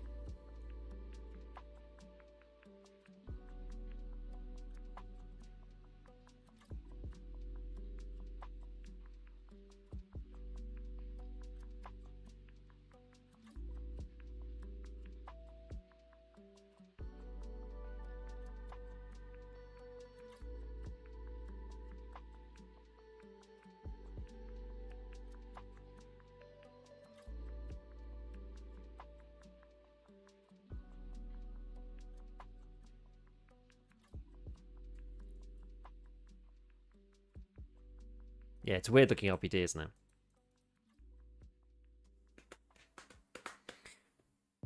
I like the fact. So we're on to the easy test drives now. So we're on the ones with that you just can do scabs for.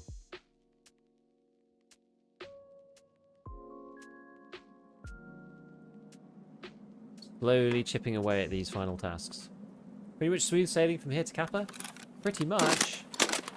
Pretty much, I would say. Where am I going to find scavs here?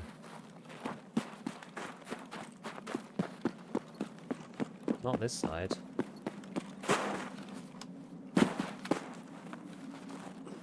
I'm gonna do, like, we're just gonna speed run smugglers.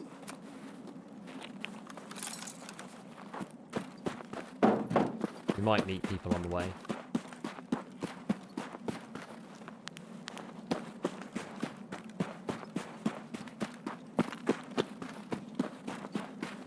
There's somebody.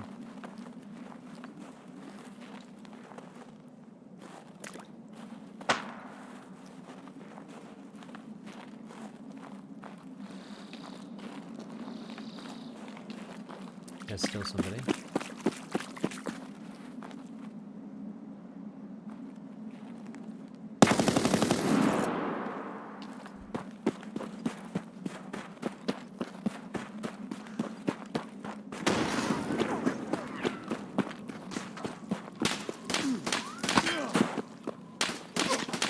Ow! That's less than ideal.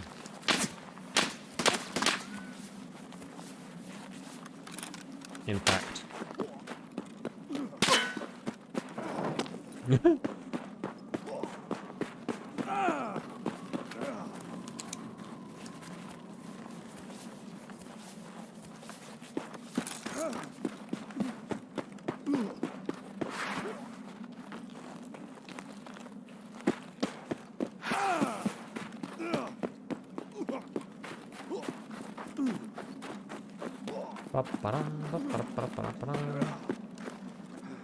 Oh, that is unfortunate.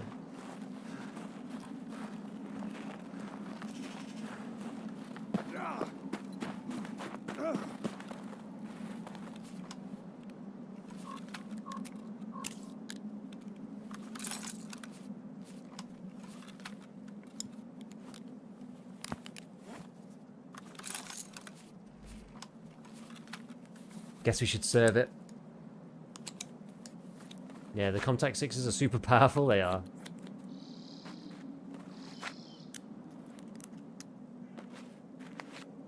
They're kind of nuts.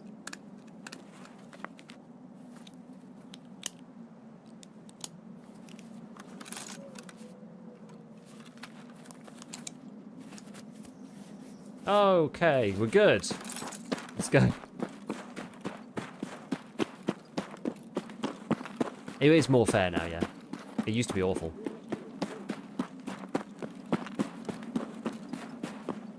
It used to be truly mad. I think it's like a 10-meter difference now, top to bottom.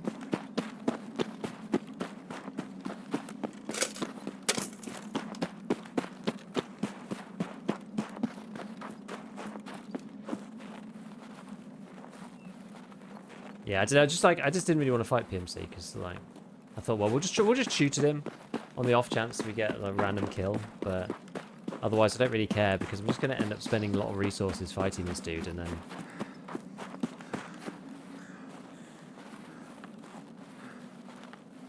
I might not even get the kill because my gun sucks.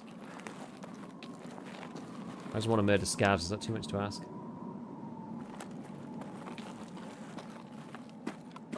I did shoot it in there, to be honest. Oh. You're banner. Like, wait, scavs here?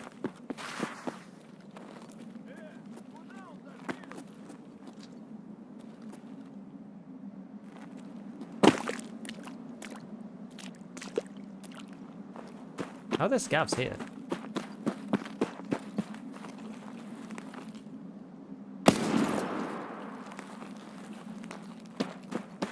Scavs here? No way, man. Headsets should just... Yeah, I think headsets should just normalize as well. And give you different EQs.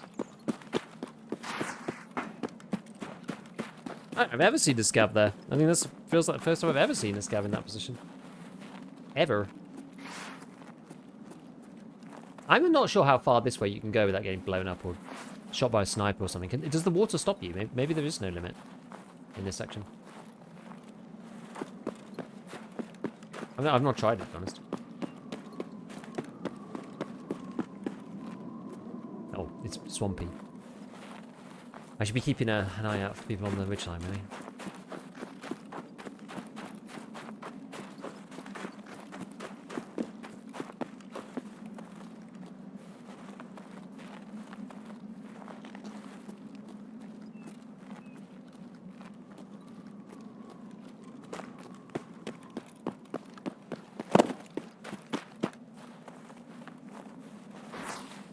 Exactly that. Alright, so we got bear. Now we got goddamn scavs. Can you play in this whole area? I think you can. I don't think you get sniped or anything. I believe you do.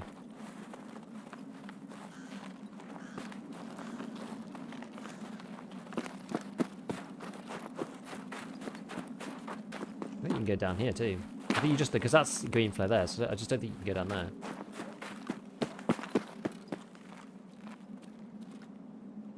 Is that a mannequin or something? Yeah. What's he got on? Korokula?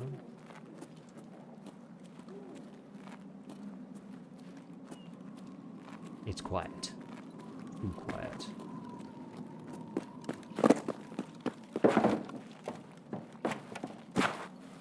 Wait, did both painkillers run out at the same time? Damn it. Up till the power lines. I don't see that many people come here anymore, to be honest with you.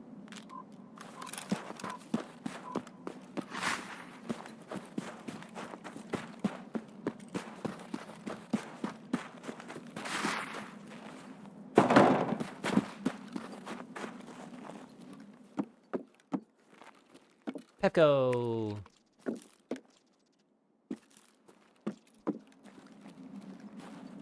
Yeah, you can go way further than it seems. Yeah, exactly.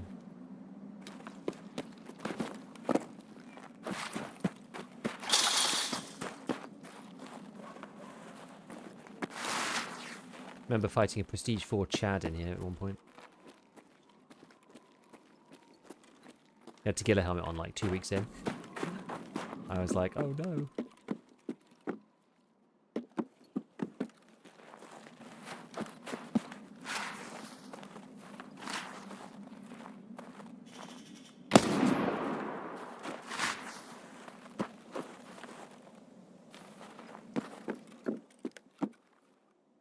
M80. Take it.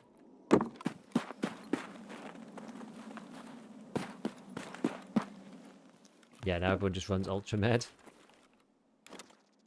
Yeah. Ooh. Helix. Helix are actually like really punchy now. Because they're used in the M80A1 craft, so they like upwards of 50k. Almost always. Wait, can I go in? No. Gotta give it to PS, the gun sounds great. It sounds like it should, doesn't it? It sounds like you're getting LMG'd. For sure.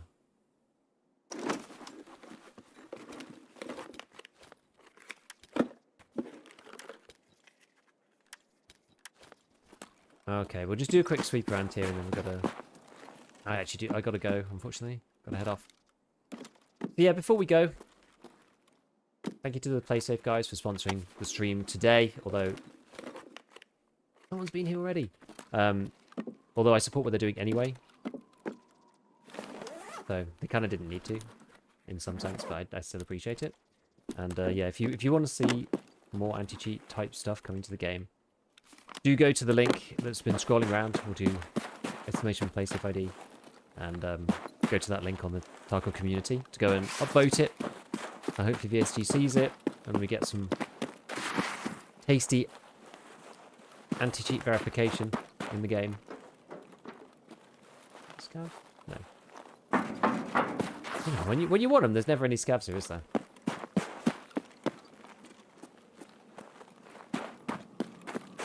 Because I would say I'm probably seeing more as time goes on, rather than less. which is, I guess, what you would expect. They do a big update, and then everything's Gucci, and then the cheaters catch on, and then it gets... Why isn't that... It's not triggered. I didn't get the little notification.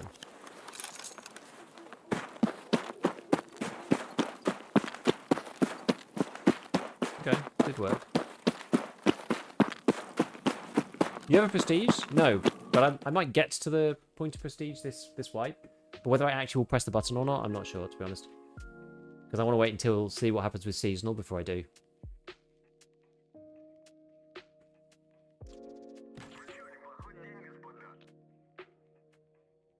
Okay, well. Yeah, I think it's relatively clear sailing. I mean, we've got some annoying tasks to do. So what other stuff have we got to do? So we've got to do Survivalist Junkie. Every hunter knows this, which is no problem at all.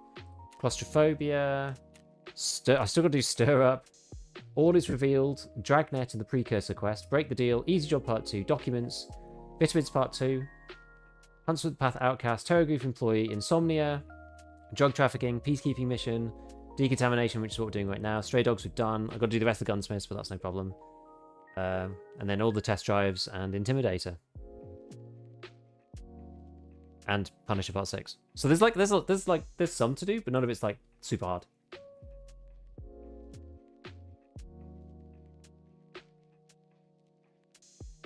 It just requires doing. Rather than anything too tough.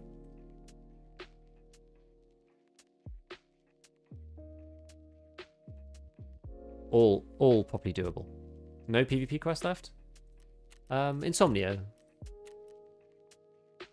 So I got to get 4 more kills at night for that one.